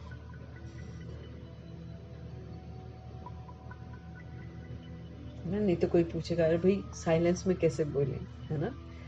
मीठी माँ बोल रही है कि बोलते कैसे साइलेंस होती है मालूम है? बोलते समय हमारा बुद्धि का जो योग है अपने उसी I am soul, first pure soul अथवा साइलेंट सोल, ये मुझे याद रहना चाहिए। तो फिर मैं आत्मा बनकर ही बात करूंगी, व्यर्थ नहीं बात करूंगी, नकारात्मक बात नहीं करूंगी। शांत रहेंगे, दूसरों को शांत करेंगे। बोलते समय हमारे में ये नॉलेज होनी चाहिए कि आई एम अ सोल। तो सोल कैसी होती है? सोल परमात्मा का बच्चा कैसा होता है, वैसे बात करेंगे फिर हम। बोलते समय मम्मा समझा रहे हैं, बोलते समय हमारे में ये नॉलेज होनी चाहिए कि आई एम सोल। इस ऑर्गन से बोलते हैं, तो ये अभ्यास होना चाहिए, मम्मा कहती है। जैसे हम इसका आधार ले करके बोल रहे हैं, ये ऑर्गन्स जो हैं ये मैंने आधार लिया हुआ है, लेकिन मैं हूं आत्मा। चलो अभी आंखों का आधार लेते हैं, देखते हैं। जिसकी जरूरत है ना उसका आधार लेकर के काम करो। ऐसे आधार लेकर काम करेंगे तो बहुत खुशी रहेगी, फिर कोई बुरा काम भी नहीं होगा। माना जो भी कर्म इंद्रियां हैं, ऑर्गन्स हैं, अम्मा कह रहे हैं याद रखो मैं आत्मा इन ऑर्गन्स का आधार लेती हूँ। देखना है तो मैं आईज का आधार ले रही हूँ। कौन हूं मैं? आत्मा हूं। तो आत्मा बनकर फिर देखेंगे। अगर मैं आंखों का आधार ले रही हूँ, आई द सोल, अगर मेरे को याद है कि मैं आत्मा हूँ और मैं आत्मा जो हूँ मैं आंखों का आधार ले रही हूँ, तो फिर याद है कि मैं आत्मा, फिर क्या देखूंगी? आत्मा को देखूंगी। जिसकी भी जरूरत है उसका आधार लेकर के काम करो कि मैं ये यूज कर रही हूँ। आई द सोल, मैं आईज को यूज कर रही हूँ, मैं आत्मा कान को यूज कर रही हूँ, मैं आत्मा मुख को यूज कर रही हूँ। याद रखो मम्मा कहती हूँ, फिर काम करो। ऐसे आधार लेकर जब आप काम करेंगे ना, तो मम्मा कहती बहुत खुशी होगी, फिर हमसे कोई बुरा काम भी नहीं होगा। क्योंकि फिर हम देखेंगे ना कि हम सोल्स हैं। एज अ सोल मुझे क्या करना चाहिए, ये मम्मा कहती है। उठते बैठते चलते फिरते बात करते मिलते जुलते मेरे को याद रहना चाहिए आई एम अ सोल। शांत हूं, पवित्र हूं। इसलिए किसी से भी बात करते समय 2 मिनट साइलेंस। फिर जब हम उनके साथ बात करेंगे, जो कोई मेरे से बात कर रहा है, वो उसकी बात करते करते मुझे स्मृति में आना। फिर हम रिस्पॉन्ड करेंगे एज अ सोल। फिर हमारे से बुरा काम नहीं होगा। मम्मा कहती मैं आत्मा यूज कर रही हूँ। अब ये शरीर जो है, ये प्रभु जी का इंस्ट्रूमेंट है, क्योंकि हम तन दे देते हैं ना, वो तो फिर मेरा नहीं है। अब जब वो मेरा नहीं है, वो प्रभु की अमानत हो गया है, तो मैं तो आधार लूंगी ना उसका। मैं प्रभु की अमानत, शरीर का जो आंख है, शरीर की जो आंख है, उसको मैं यूज कर रही हूँ। आई द सोल, तो कैसे यूज करूंगी प्रभु की अमानत को? दूसरों को सोल देखूंगी, आंखों से मैं आत्मा को देखूंगी, कानों से मैं भगवान की बातें सुनूंगी, या फिर और अच्छी, जो बाबा की शिक्षाओं के मुताबिक अच्छी दुनियावी बात है, वो हम सुनेंगे। हम फालतू व्यर्थ सुनेंगे नहीं, नेगेटिव हम सुनेंगे नहीं। क्यों? मैंने प्रभु जी की इंस्ट्रूमेंट जो है, वो प्रभु ने जो मुझे दिया है, प्रभु की अमानत के कान यूज कर रही हूँ। तो जब हम प्रभु को दे देते हैं, तो प्रभु ने बोला उसको डायरेक्शन के प्रमाण ही यूज करना है। फिर उसमें आपका कुछ नहीं होना चाहिए। जब हम तन प्रभु जी को देते हैं बुद्धि से, तो बाबा ने बोला है इसको डायरेक्शन के प्रमाण यूज करना है। तो जब हम इसको डायरेक्शन के प्रमाण यूज करना है और मैं आधार ले रही हूँ, तो मैं बहुत अटेंटिव रहूंगी ना कि भाई ये प्रभु की अमानत वाले कान है, इसको कैसे यूज करना है। इससे व्यर्थ नहीं सुनना है, नेगेटिव नहीं सुनना है, देभान का कुछ नहीं सुनना है।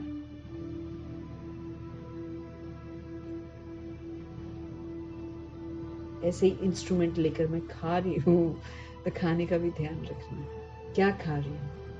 कोई ऐसी चीज तो नहीं खा रही हूँ जिससे मुझे आलस्य होता है। खाने के बाद तुरंत पता चल जाता है, तुरंत पता चलता है।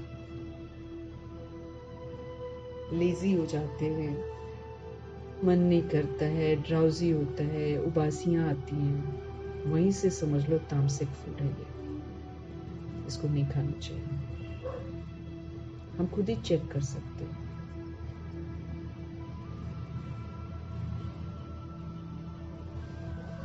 अच्छा, ऐसे बाप दादा और माँ के मीठे मीठे बहुत अच्छे, सदा साइलेंस की अनुभूति करने वाले बच्चों के प्रति याद, प्यार और गुड मॉर्निंग। अच्छा, संदेशी के तन द्वारा ऑलमाइटी पिता के उच्चारित महावाक्य मातेश्वरी जी के प्रति। जब माँ ने शरीर छोड़ा था ना, तब क्या ऑलमाइटी पिता ने कैसे संदेशी के द्वारा क्या बोला मातेश्वरी के बारे में?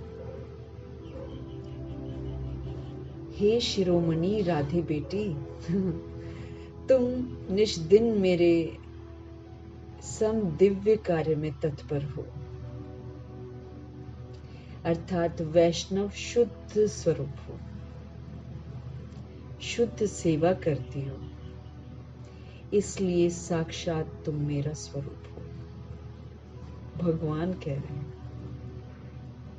दीवानी भी तो थी बाबा की, भाई एक भी अवज्ञा नहीं करी।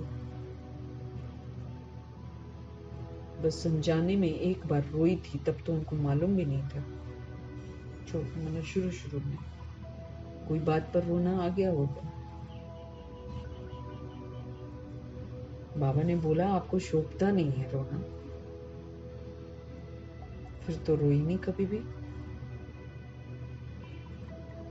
नहीं तो यहाँ तो थोड़ी थोड़ी दर्दें होती है तो रो बैठते हैं, रोई नहीं कभी भी।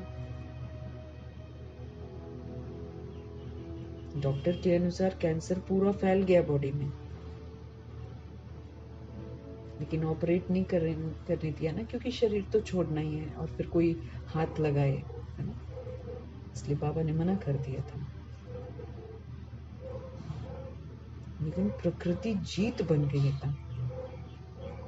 एंड मोमेंट, आखिरी दिन भी शरीर छोड़ने से पहले सभी को टोली दी है अपने हाथों से, अंगूर की टोली।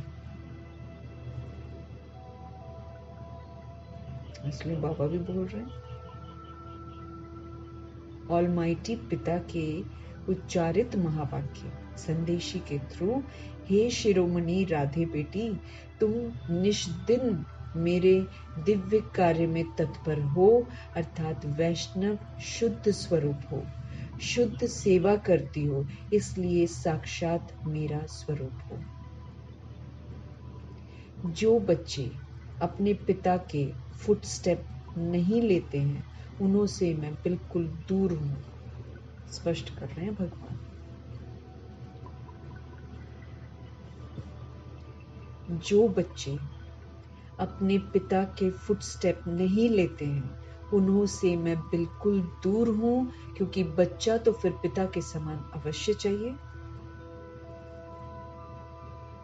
अगर हम कहते हैं कि हम आत्माएं प्रभु की संतान हैं, तो फिर बाबा जैसा होना है ना हमको, साफ स्पष्ट बता रहे हैं भगवान जी। जो बच्चे अपने पिता के फुटस्टेप नहीं लेते हैं, उन्हों से मैं बिल्कुल दूर हूं, क्योंकि बच्चा तो फिर पिता के समान अवश्य चाहिए ना। ये जो कायदा है कि बच्चा जो है बाप जैसा है, ये कायदा अभी स्थापन होता है, जो सतयुग त्रेता तक फिर चलता है। हम यहीं से सारे संस्कार लेकर जाएंगे।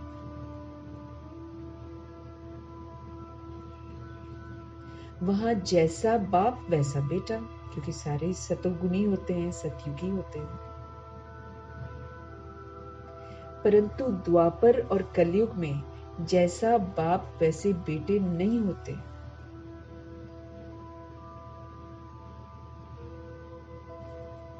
बाप के रोल में जो होता है, वो बेटे को अपने अनुसार ही चलाने में रहता है, लेकिन न चलते नहीं चलते।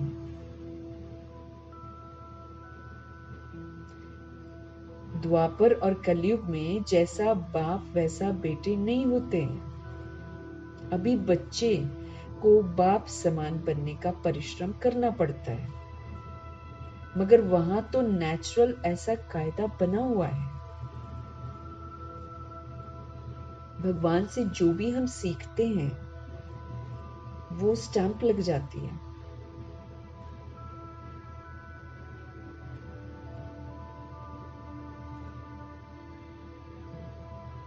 जो अनादि कायदा है, इस संगम समय पर ईश्वर पिता प्रत्यक्ष होकर स्थापन करते हैं।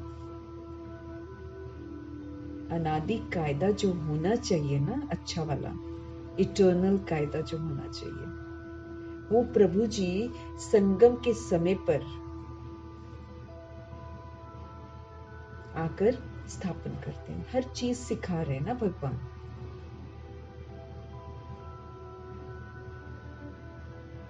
क्या क्या महिमा कर रहे हैं भगवान।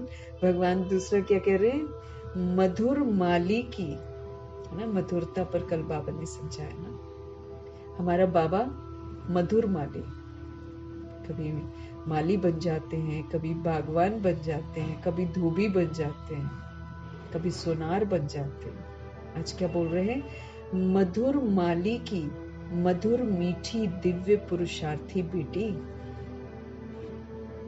अब तुझे बहुत रमणीक स्वीटनेस बनना और बनाना है। अच्छा, मम्मा जी ने शरीर नहीं छोड़ा हुआ है।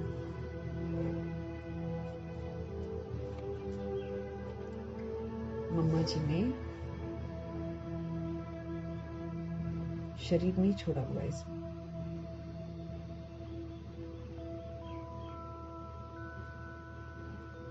तब संदेशी में आकर बोला है, सारी क्लास में बोला होगा, क्या कह रही है? मधुर माली की मधुर मीठी दिव्य पुरुषार्थी बेटी, अब तुझे बहुत रमणीक स्वीटनेस बनना भी है और बनाना भी है।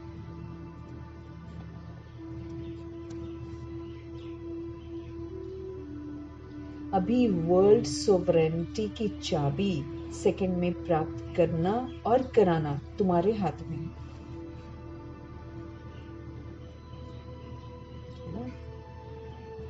अभी वर्ल्ड सोवरेनिटी की चाबी, सतयुग की चाबी सेकंड में प्राप्त करना और कराना तुम्हारे हाथ में है। देखो, ऑलमाइटी जो हर एक जीव प्राणी का मालिक है, वो जब प्रैक्टिकल में इस कर्म क्षेत्र पर आया है, तब सारी सृष्टि हैप्पी हाउस बन जाती है। बाबा कह रहे हैं, देखो, ऑलमाइटी जो हर एक जीव प्राणी का मालिक है, वो जब प्रैक्टिकल में इस कर्म क्षेत्र पर आया है, तब सारी सृष्टि हैप्पी हाउस बनती है, नहीं तो दुख से भरी पड़ी है। इस समय वही जीव प्राणियों का मालिक अव्यक्त रीति से सृष्टि को चला रहे हैं। ये जो संगम युग का समय है,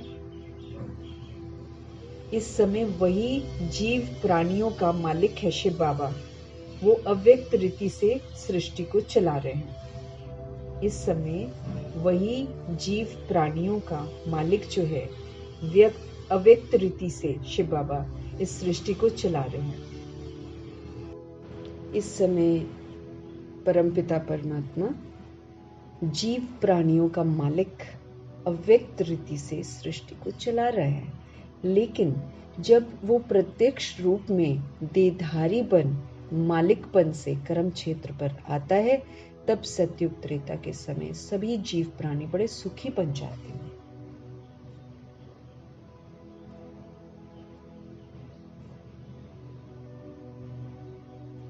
ऑलमाइटी जो हर एक जीव प्राणी का मालिक है, वो जब प्रैक्टिकल में इस कर्म क्षेत्र पर आया है, तो सारी सृष्टि हैप्पी हाउस बन जाती है। इस समय जीव प्राणियों का मालिक अव्यक्त रीति से सृष्टि को चला रहा है, लेकिन जब वो प्रत्यक्ष रूप में देहधारी बनकर मालिकपन से कर्म क्षेत्र पर आता है, आत्मा जब आती है मालिकपन से कर्म क्षेत्र पर, तब सतयुग त्रेता के समय सभी जीव प्राणी सुखी बन जाते हैं। वहां सच की दरबार खुली रहती है। वहां सच की, इसीलिए उसको सचखंड बोलते हैं। वहां सच की दरबार खुली रहती है। जिसने ईश्वरीय सुख प्राप्त करने अर्थ पुरुषार्थ किया है, उन्हों को वहां सदा के लिए सुख प्राप्त हो जाता है। जिसने ईश्वरीय सुख प्राप्त करने अर्थ पुरुषार्थ किया है, उन्हों को वहां सदा के लिए सुख प्राप्त हो जाता है। इस समय सभी जीव प्राणियों को सुख का दान नहीं मिलता है, पुरुषार्थ ही प्रारब्ध को खींचता है। सारे जीव प्राणी को सुख का दान नहीं मिलता है। क्यों? पुरुषार्थ नहीं करते हैं। पुरुषार्थ ही तो प्रारब्ध को खींचता है। जिन्हों का ईश्वर से योग है, उन्हों को ईश्वर द्वारा संपूर्ण सुख का दान मिल जाता है। जिन्हों का ईश्वर के साथ योग है, उन्हों को ईश्वर के द्वारा पूरा सुख का दान मिल जाता है। हाँ, तीसरी महिमा। हाँ,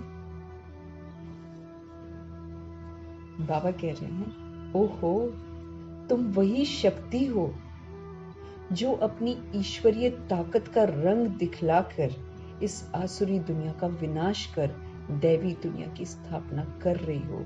फिर पीछे सभी शक्तियों की महिमा निकलती है। सबसे आगे मम्मा, शिव शक्ति। बाबा कह रहे हैं, ओहो, तुम वही शक्ति हो जो अपनी ईश्वरीय ताकत का रंग दिखलाए इस आसुरी दुनिया का विनाश कर दैवी दुनिया की स्थापना कर रही हो। वो आसुरीपन को खत्म करती है ना अपनी दृष्टि वृत्ति से। हिंसात्मक नहीं है, लेकिन उनके सामने कोई विकारी आएगा तो उसके विकार को भस्म करने की ताकत है उनमें। अभी भी सबके गर्भ महल को प्यूरिफाई कर रही है अपनी शक्तियों से, क्योंकि सबसे प्योर है वही। बाकियों में कहीं ना कहीं कोई ना कोई त्रुटियां हैं। तो बाबा महिमा कर रहे हैं, फिर पीछे सारी शक्तियों की महिमा निकलती है। अभी वो ताकत तुम्हारे में भर रही है। तुम सदा अपने ईश्वरीय बल और रुहाब के मर्तबे में रहो तो सदा अपार खुशी रहेगी। बाबा कह रहे हैं उन्हें कि तुम सदा अपने ईश्वरीय बल और रुहाब के मर्तबे में रहो। ईश्वरीय रुहाब, ईश्वरीय ताकत, ईश्वरीय रुहाब, नशा के मर्तबे में रहो तो सदा अपार खुशी रहेगी, नित्य हर्षित मुख। इसको तुमको नशा होना चाहिए कि मैं कौन हूं, किसका हूं, और उनको था। मीठे बाबा बोल रहे हैं तुमको नशा होना चाहिए कि मैं कौन हूं, किसका हूं, हमारा कितना सौभाग्य है, कितना बड़ा मर्तबा है, कितना बड़ा सौभाग्य है, कितना बड़ा हमारा मर्तबा है। अभी तुम पहले सेल्फ का स्वराज्य प्राप्त करते हो। पहले सेल्फ, अपने ऊपर राज्य, अपनी कर्म इंद्रियों के ऊपर राज्य, यही तो नहीं है। दूसरों पर राज्य करते हैं, अपने ऊपर राज्य करना बहुत जरूरी। अपने ऊपर राज्य करना मतलब दुनिया कलयुगी व्यवहार करेगी, इधर से सतोगुणी सतयुगी व्यवहार, इसको बोलते स्वराज्य। मैं आत्मा मालिक, अपनी कर्म इंद्रियों के मालिक, अपनी सूक्ष्म शक्ति मन बुद्धि की मालिक, मैं आत्मा मालिक बनकर सतोगुणी और सतयुगी व्यवहार करूं। दिस इज स्वराज्य अधिकारी, कंट्रोल, अपने ऊपर कंट्रोल। दूसरा कितना भी किलसाए, मैं आत्मा अगर शांत हूं तो मैं स्वराज्य अधिकारी हूं। तो बाबा कह रहे हैं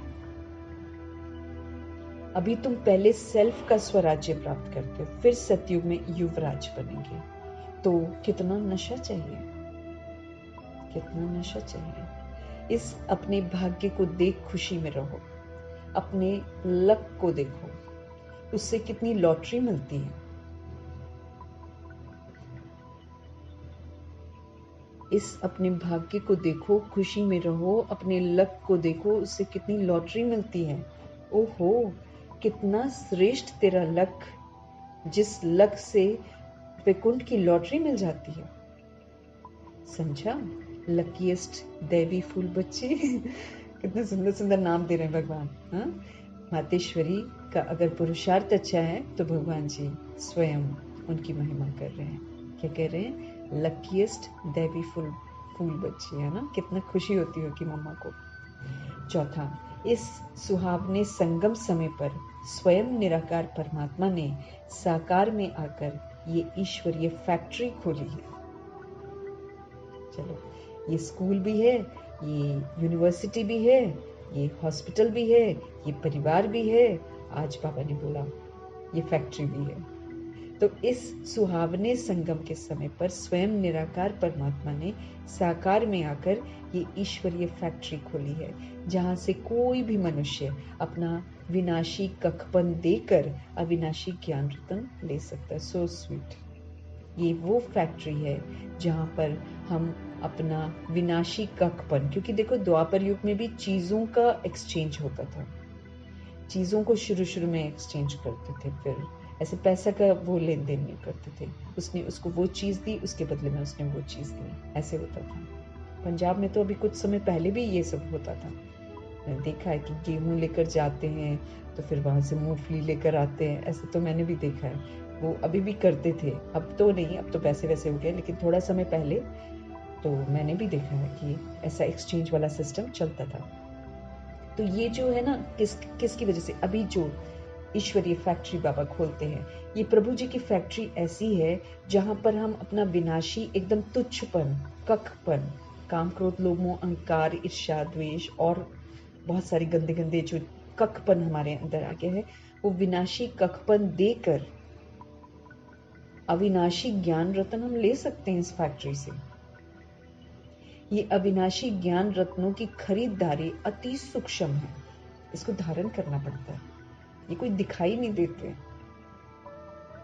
ये अविनाशी ज्ञान रत्नों की जो खरीदारी है ना, वो अति सूक्ष्म है, जिसको बुद्धि से खरीद करना है। इसको बुद्धि से हम खरीदते हैं। ये कोई स्थूल वस्तु नहीं है जो इन नैनों से देखने में आए, मगर अति महीन गुप्त छिपी हुई होने के कारण इनको कोई भी लूट नहीं सकता है। मेरे पास अथाह खजाना आ जाए प्रभु जी का, कोई उसको लूट नहीं सकता है। ये बड़ा महीन है, गुप्त छिपी हुई होने के कारण इनको कोई भी लूट नहीं सकता है। ऐसा सर्वोत्तम ज्ञान खजाना प्राप्त करने से अति निरसंकल्प सुखदायक अवस्था रहती है। ये सर्वोत्तम ज्ञान खजाना है प्रभु जी का। अगर हम इसको प्राप्त कर लेते हैं तो इससे अति निरसंकल्प हो जाते हैं, सुखदायक अवस्था होती है। नहीं तो बड़े सारे संकल्प हमारे दिमाग में घुस जाते हैं ना, इसमें हम एकदम निरसंकल्प हो जाते हैं। सुखदायक अवस्था रहती है। जब तक कोई ने ये अविनाशी ज्ञान रतन खरीद नहीं किया है ना, तब तक निश्चिंत बेफिक्र निरसंकल्प रह नहीं सकता है। इसलिए इन अविनाशी ज्ञान रत्नों की कमाई कर अपने बुद्धि रूपी सूक्ष्म तिजोरी में धारण कर नित निश्चिंत रहना है। मीठे मीठे परमात्मा समझते रहें कि जब तक कोई ने ये वाले अविनाशी ज्ञान रतन खरीदे नहीं हैं, तब तक वो निश्चिंत रह नहीं सकता, बेफिक्र रह नहीं सकता, निरसंकल्प रह नहीं सकता। तरह तरह के संकल्प उठते ही जाएंगे। इन अविनाशी ज्ञान रत्नों की कमाई करके अपने बुद्धि रूपी सूक्ष्म तिजोरी में इसको धारण करके नित निश्चिंत रहना है। विनाशी धन में तो दुख समाया हुआ है, भगवान कहते हैं। आज का जो धन है उसमें दुख है, क्योंकि बहुत डिफरेंसेस हैं, है ना। और फिर देह भान में कमाया हुआ है, उसमें डेफिनेटली छल कपट होता है। यहाँ कोई भूखा मर रहा है तो कोई 56 तरह के भोजन कर रहा है, कोई बड़े बड़े आलीशान बंगलों में रह रहा है तो किसी को सड़कों के किनारे फुटपाथ पर कैसे रहते हैं, कहीं भी सो रहे हैं, कहीं भी सो रही हैं आत्मा। इसीलिए यहाँ के धन में आत्मा आत्मा है ना। कोई आत्मा दुखी है तो दूसरी आत्मा सुखी कैसे रह सकती है? वाइब्रेशंस। आत्मा भाई कहीं पर कोई रो रहा है, बिलख रहा है, तो कहीं खुशियां मना रहे हैं, विनाशी खुशियां मना रहे हैं, कैसे बराबर होगा? इसीलिए यहाँ पर बाबा कहते अगर विनाशी धन है ना, उसमें भी दुख समाया हुआ है, और अविनाशी ज्ञान धन में सुख समाया हुआ है। प्रभु जी का जो ज्ञान रत्न है इसमें सुख है।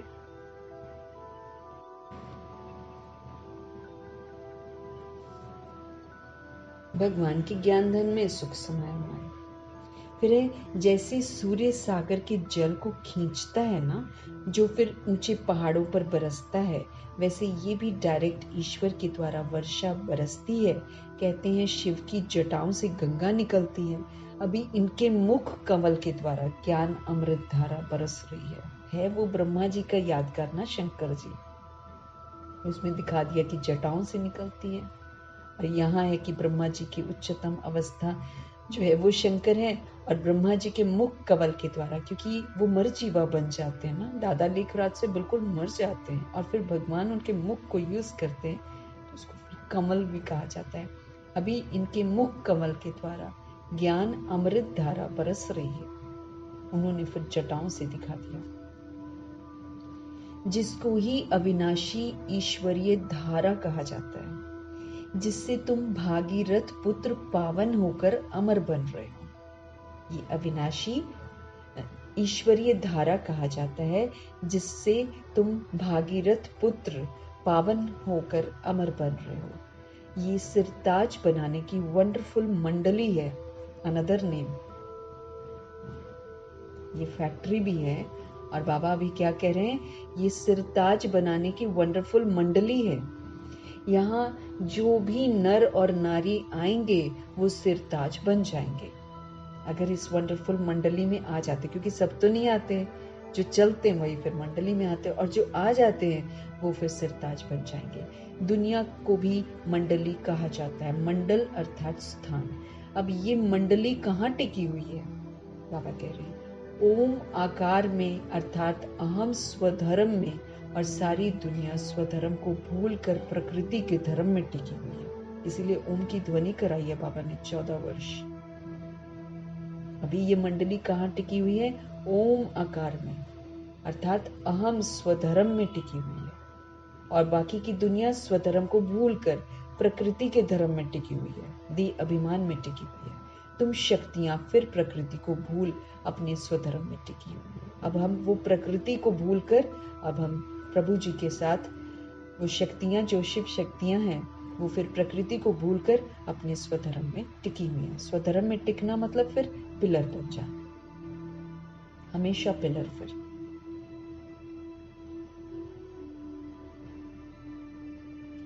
इस दुनिया में सभी मनुष्य निराकार ईश्वर को याद करते हैं, जिसे अपने नैनों से देखा भी नहीं है। उस निराकार में उन्हों को इतना अति प्यार रहता है जो कहते हैं हे ईश्वर अपने में मुझे लीन कर दो। परंतु कैसा वंडर है, जो स्वयं ईश्वर जब साकार में प्रत्यक्ष हुआ है तब उनको पहचानते ही नहीं है। ये भी एक ड्रामा की विडंबना है कि सारी की सारी सोल्स निराकार ईश्वर को याद करते हैं, जिसे अपने नैनों से देखा भी नहीं है। उस निराकार में उन्हों को इतना अति प्यार रहता है जो कहते हैं हे ईश्वर अपने में मुझे लीन कर दो। परंतु कैसा वंडर है, जो स्वयं ईश्वर जब साकार में प्रत्यक्ष होते हैं तब उनको पहचानते नहीं है। ईश्वर के बहुत प्यारे भगत ऐसे कहते हैं जिधर देखता हूँ उधर तुम ही तुम हो। भले वो देखते भी नहीं है, हाँ, लेकिन बोलते हैं कि जिधर देखता हूँ उधर तुम ही तुम हो। परंतु बुद्धि योग से यही महसूस करते हैं कि ईश्वर सर्वत्र है। लेकिन तुम अनुभव से कहते हो कि स्वयं निराकार ईश्वर प्रैक्टिकल साकार में यहाँ पर आए पधारे हुए हैं। अब सहज ही तुम मेरे से आकर मिल सकते हो। परंतु कई मेरे बच्चे भी साकार में प्रभु पिता को पहचानते नहीं हैं, क्योंकि जो पहचान जाएगा ना वो कहना जरूर माने। मीठे बाबा को शिकायत है, कई मेरे बच्चे भी साकार में प्रभु पिता को पहचानते नहीं हैं। उन्हें निराकार अति मीठा लगता है, परंतु वो निराकार जो अभी साकार में प्रत्यक्ष है उसको अगर पहचान लेवें तो कितनी न प्राप्ति कर सकते हैं। क्योंकि प्राप्ति तो फिर भी साकार से ही होगी ना, ब्रह्मा के थ्रू ही होगी सारी प्राप्तियां। ऊपर नहीं तो हमें ऊपर ना हो जाती सारी प्राप्तियां। प्राप्तियों का ये युग है संगम युग, जब प्रभु जी साकार में आते हैं, आधार लेते हैं, फिर हमसे मिलते हैं, फिर हमको पढ़ाते हैं। तो मीठे परमात्मा कहते हैं उन्हें निराकार अति मीठा लगता है, परंतु वो निराकार जो अभी साकार में प्रत्यक्ष है उसको अगर पहचान लेवे तो कितनी न प्राप्ति कर सकते हैं, क्योंकि प्राप्ति तो फिर भी साकार से ही होगी। बाकी जो ईश्वर को दूर निराकार समझते और देखते हैं, जिन्हों को कुछ प्राप्ति नहीं है, वो ठहरे भगत, उन्हें कोई ज्ञान नहीं। अब साकार प्रभु पिता को जानने वाले ज्ञानी बच्चे सर्व दैवी गुणों की खुशबू से भरे हुए स्वीट फ्लावर्स अपने प्रभु पिता पर अपना जीवन ही चढ़ा देते हैं।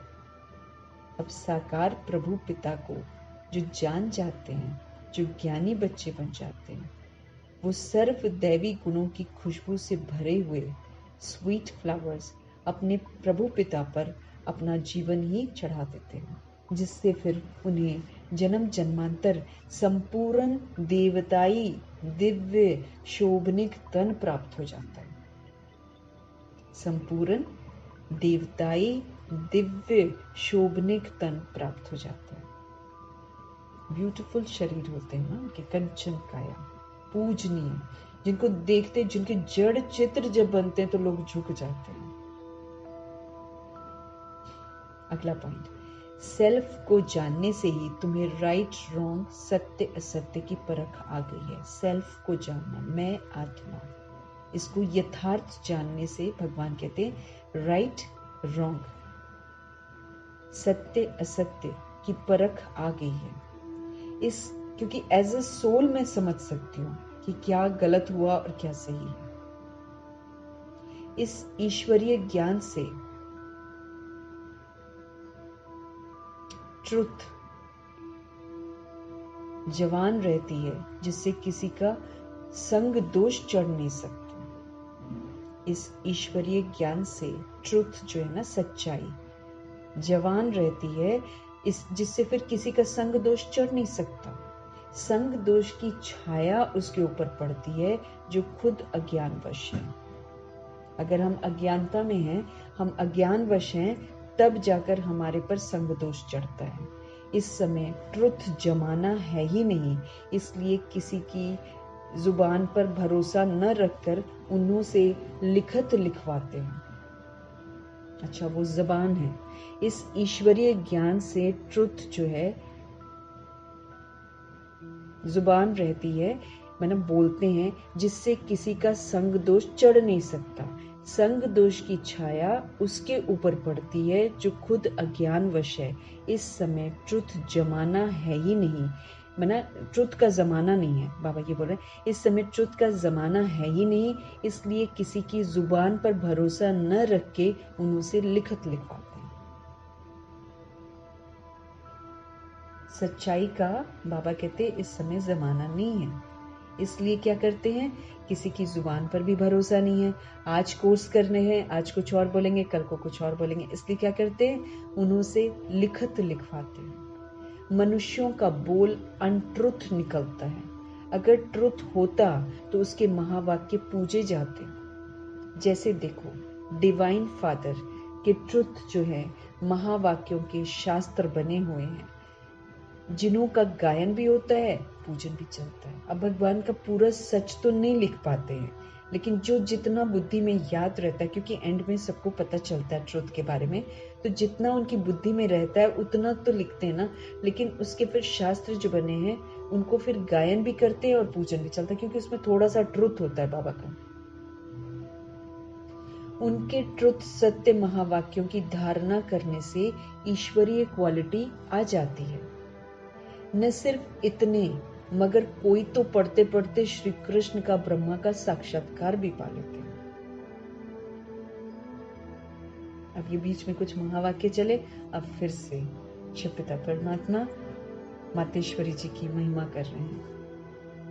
कह रहे हैं, ओहो होली हृदय कमल, होली हस्त कमल, होली नयन कमल बेटी राधे, तेरी सारी काया पलट कमल फूल सम कोमल कंचन बन गई है। बाबा कह रहे हैं, ओहो होली हृदय कमल, उनका पवित्र हृदय, इसलिए उनको कमल के साथ संबोधित कर रहे हैं भगवान। होली हस्त कमल, प्योरिटी झलकती है ना। अब मम्मा का चित्र एक देखा, साइड में पूरा व्हाइट ऑरा, पूरा का पूरा दूर दूर तक कोई हाथ न लगा सके, इतना प्योरिटी का बल। इसलिए बाबा बोल रहे हैं, होली हस्त कमल, होली नयन कमल बेटी राधे, तेरी सारी काया पलट कमल फूल सम कोमल कंचन बन गई है। इसलिए अंदर कुछ भी हो रहा था उनको महसूसता नहीं थी, परंतु पहले जब सोल कंचन बनती है ना, तब सारा तन कंचन प्योर बन जाता है।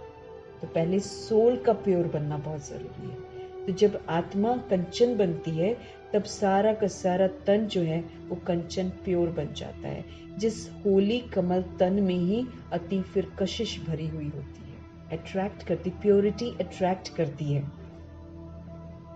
तुम अपने परमेश्वर पिता के द्वारा अज्ञान तपत को बुझाए, ज्ञान तेज को जगाए अति शीतल रूप बन गई हो।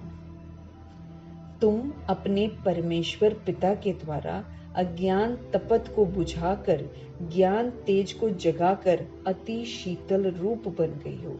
खुद शीतल रूप बन फिर अन्य हमजिन्स को भी ऐसी सच्ची शीतलता दान देने अर्थ इस सुहावने संगम समय पर निमित्त बनी हुई।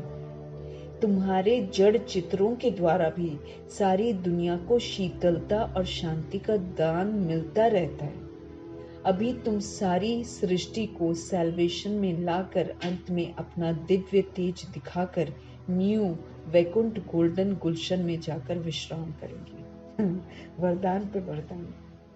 अभी तुम सारी सृष्टि को सैल्वेशन में लाकर मुक्त करके अंत में अपना दिव्य जो तेज है उसको दिखाकर न्यू वैकुंठ गोल्डन गुलशन में जाकर विश्राम करेंगे। अब जो अव्यक्त फरिश्ता बनकर जो सेवा कर रही है दिखाई तो जरूर देगी। बाबा के वरदान है कि अंत में अपना दिव्य तेज दिखाकर, अब वो जो अंत होगा वो तो दिखाएंगी क्योंकि ये तो मौजूद है मम्मा, तब के संदेश मिल रहे हैं, महिमा कर रहे हैं भगवान खुदा मना संदेशी के थ्रू। वरना संदेशी थोड़ी ये बोल पाएगी, नहीं बोल पाएगी, ये प्रभु जी के बोल हैं। अभी तुम सारी सृष्टि को सैल्वेशन में लाकर अंत में अपना दिव्य तेज दिखाकर न्यू वैकुंठ गोल्डन गुलशन में जाकर विश्राम करेंगे। लेकिन मम्मा में तनिक भी कभी भी घमंड नहीं आया, बड़ा हम्बल रहकर उन्होंने पाठ बजाया। ये नहीं कि इतनी महिमा सुनी तो उनका कुछ अलग गुरूर आ गया, नहीं, वो और हम्बल हो जाती है।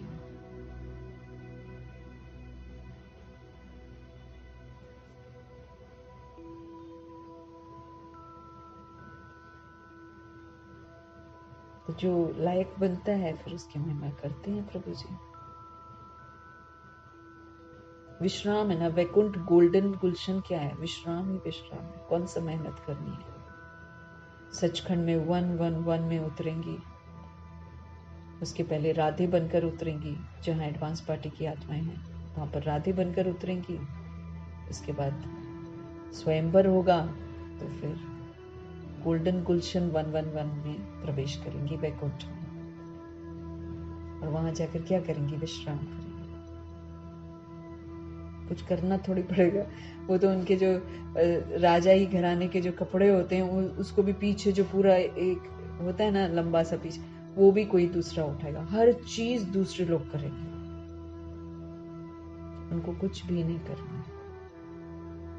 लेकिन वो तो छोड़ दो, अभी जो लुत्फ उठाया होगा माँ ने जब बाबा ने महिमा करी होगी, इसका तो कोई कंपैरिजन ही नहीं है।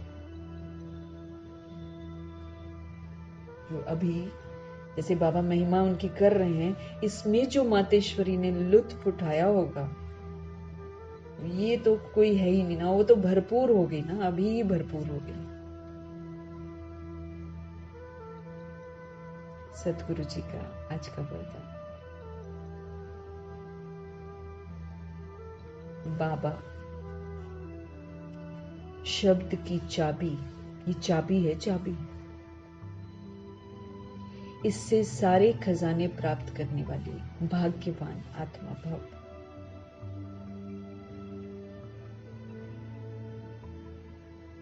एक बाबा शब्द की चाबी से सारे खजाने प्राप्त करने वाली भाग्यवान आत्मा भव।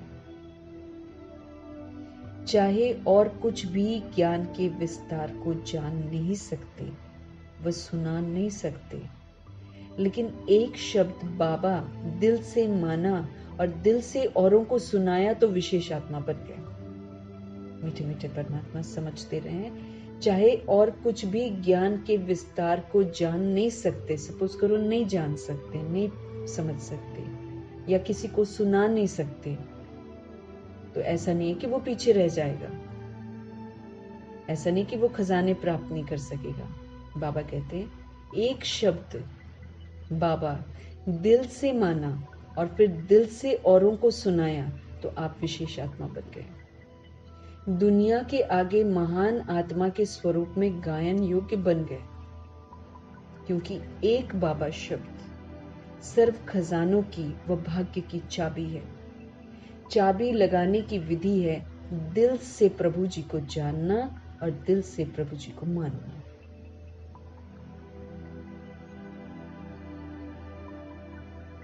दिल से उनको जान जाना और दिल से फिर उनको मान जाना।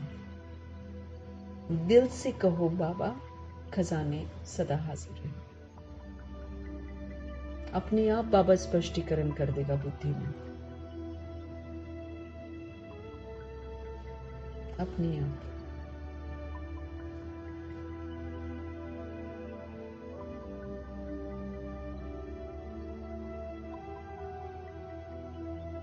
तो बाबा शब्द की चाबी से सर्व खजाने प्राप्त करने वाले भाग्यवान आत्मा भव।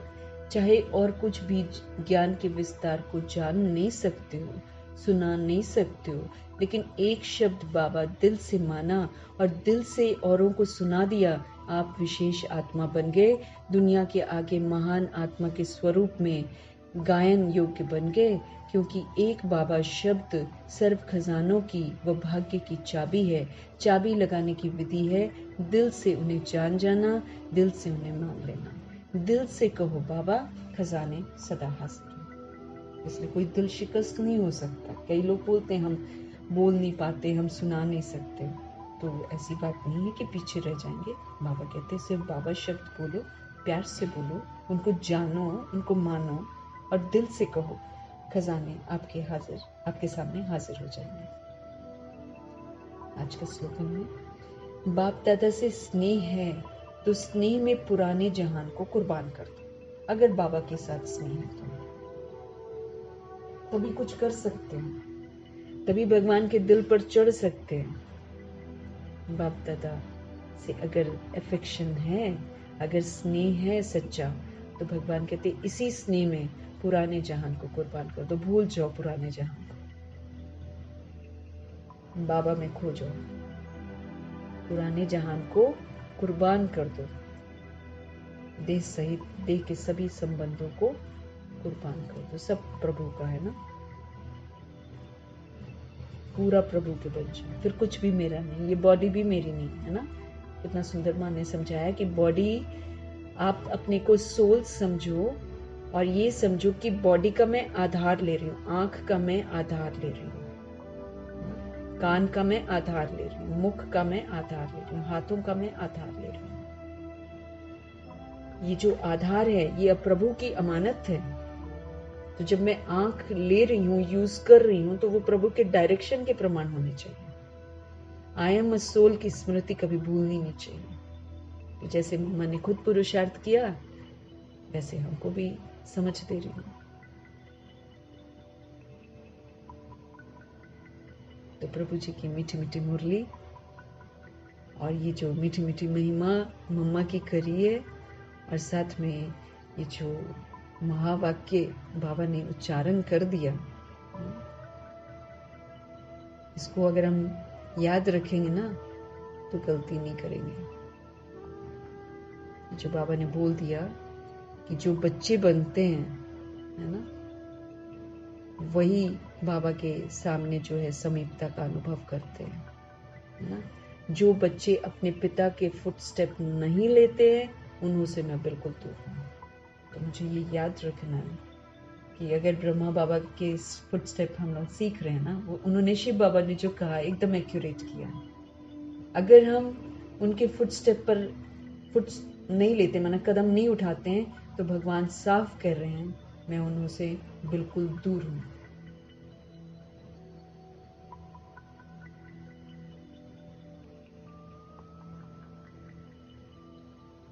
क्योंकि बच्चा तो फिर पिता के जैसा होना चाहिए। अगर हम लोग जैसे दूसरों को बताते हैं कि हम सभी आत्माएं हैं, परमात्मा के बच्चे हैं, तो वो आत्मा तो बैठकर देखेगी कि परमात्मा का बच्चा है तो इसमें अनोखापन क्या है। और अगर नहीं होगा वो अनोखापन तो पीछे बात करेंगे, और पीछे बात करेंगे तो ग्रहचारी लगेगी, शिकायत पहुंचेगी वतन में, फिर हम बाबा से बहुत दूर हो जाएंगे। तो जो बच्चे अपने पिता के फुटस्टेप नहीं लेते हैं उनमें से मैं बिल्कुल दूर हूं। तो अगर प्रभु जी की समीपता चाहिए तो फिर अपने पर पूरा अटेंशन चाहिए। बाकी एकदम एक्यूरेट सुंदर सी महिमा प्रभु जी ने मातेश्वरी जी की है, क्योंकि वाकई वो इस महिमा के लायक हैं। तो वो जब शरीर में मौजूद है, पहले तो मुझे लगा कि संदेशी है तो मना उन्होंने शरीर छोड़ा होगा, उस समय बाबा ने बोला होगा नहीं, मातेश्वरी जी के मौजूदगी में प्रभु ने आकर उनकी महिमा की।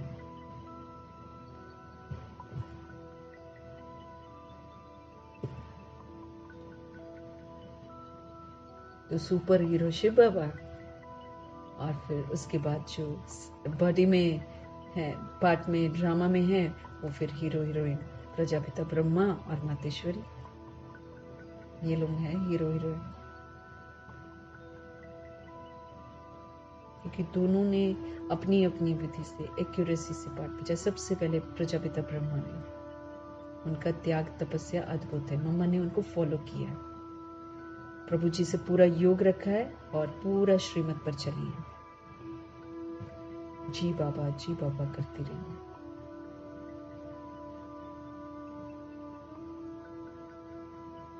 तो खूबसूरत मुरली है, और खूबसूरत मुरली में खूबसूरत शिक्षाएं हैं। इनका हम धन्यवाद करेंगे शिव पिता परमात्मा का और मातेश्वरी जी का, और साथ में धन्यवाद करेंगे ब्रह्मा माँ का, धन्यवाद करेंगे एडवांस पार्टी की सारी सोल्स का, दादियों का, अष्टरत्नों का, नवग्रहों का, और बाकी भी 16,108 करोड़ बच्चों में से जितने भी बाकी के बच्चे हैं सबका धन्यवाद करेंगे। हम सभी एक दूसरे को अच्छा बनाने के निमित्त हैं। पांचों तत्वों का धन्यवाद, धरती, आकाश, जल, वायु, अग्नि, धन्यवाद। ड्रामा का धन्यवाद, खूबसूरत ड्रामा है, ये खूबसूरत पार्ट है संगम युग का ना, ये संगम युग ही ये पूरे ड्रामा का जो अच्छा हिस्सा है वो यही है, प्रभु जी के साथ का हिस्सा। तो संगम युग जो है ड्रामा का बहुत बहुत धन्यवाद।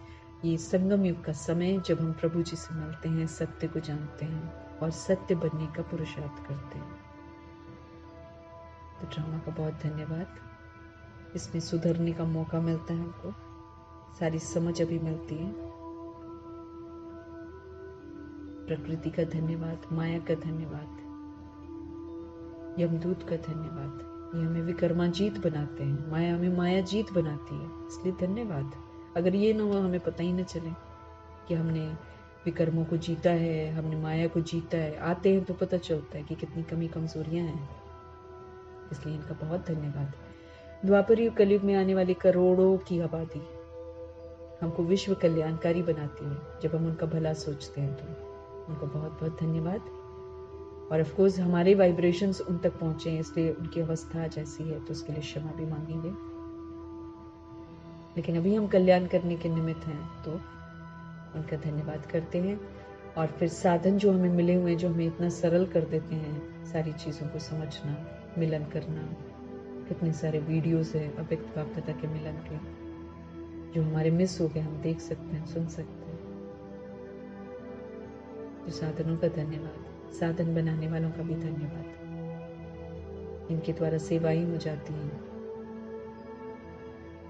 बाबा करा लेता है, धन्यवाद ही धन्यवाद। साथ में रहने वाली सोल्स का धन्यवाद, क्योंकि यहाँ से हमको पता चलता है चैरिटी बिगिंस एट होम, हम कितना अपने आप को चेंज करें। असलियत तो यहीं पे पता चलती है, बाहर तो मुखौटे दूसरे भी हो सकते हैं, लेकिन घर में असलियत मालूम चलती है, हम कितना दिव्य आत्मा बने हैं।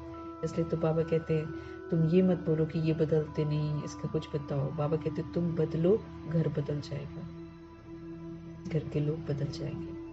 तो साथ में रहने वाली सोल्स का धन्यवाद, जो सहयोगी आत्माएं हैं, तरह तरह के सहयोग देती हैं, दुनिया में भी देती हैं, रात रात भर शायद जागती भी हैं, कष्ट देती हैं, गंदगी में मना सफाई करने का काम उनको गंदगी में जाकर करना पड़ता है, तो हम सब ऋणी हो जाते हैं आत्मा भाइयों के। तो सबका धन्यवाद करना है। अनाज उगाने वाले न जाने कितनी मेहनत करते होंगे, किसान वगैरह, उनका धन्यवाद करना है। अविनाशी खजाने जो प्रभु जी इतने सारे देते हैं, हमारे तन मन को भी खजाना बना देते हैं, ऐसे वंडरफुल शिव पिता परमात्मा का और साथ में खजानों का धन्यवाद। ये जो अनमोल प्यारा सा संगम युग है, यही बस अच्छा है, बस है ना। इस युग का, इस समय का बहुत बहुत धन्यवाद करेंगे। इसको फलीभूत करना है। बाबा बहुत थोड़े समय के लिए हमारे साथ है, उसमें उनके साथ जी लेना है। लेकिन ध्यान रखना है कि बाबा बोलते हैं कि जो बच्चे फुटस्टेप पर चलते हैं वही मेरे समीप है, जो नहीं चलते वो दूर है। इस बात का ध्यान रखते हुए अपने ऊपर पूरा अटेंशन रखना है। पूरे यूनिवर्स का धन्यवाद। जो मेहमान नवाजी हम लेते हैं पूरी सृष्टि से, न जाने कब से लिए जा रहे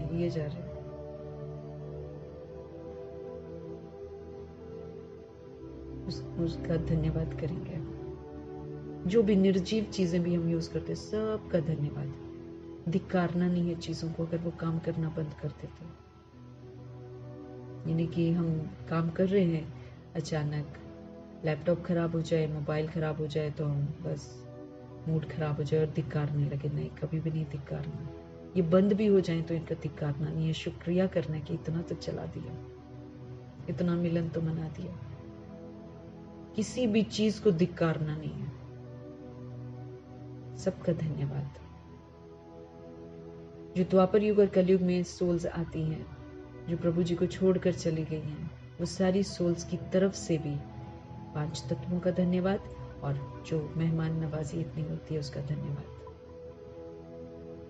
आप सभी सोल्स का भी धन्यवाद करते हुए ओम शांति।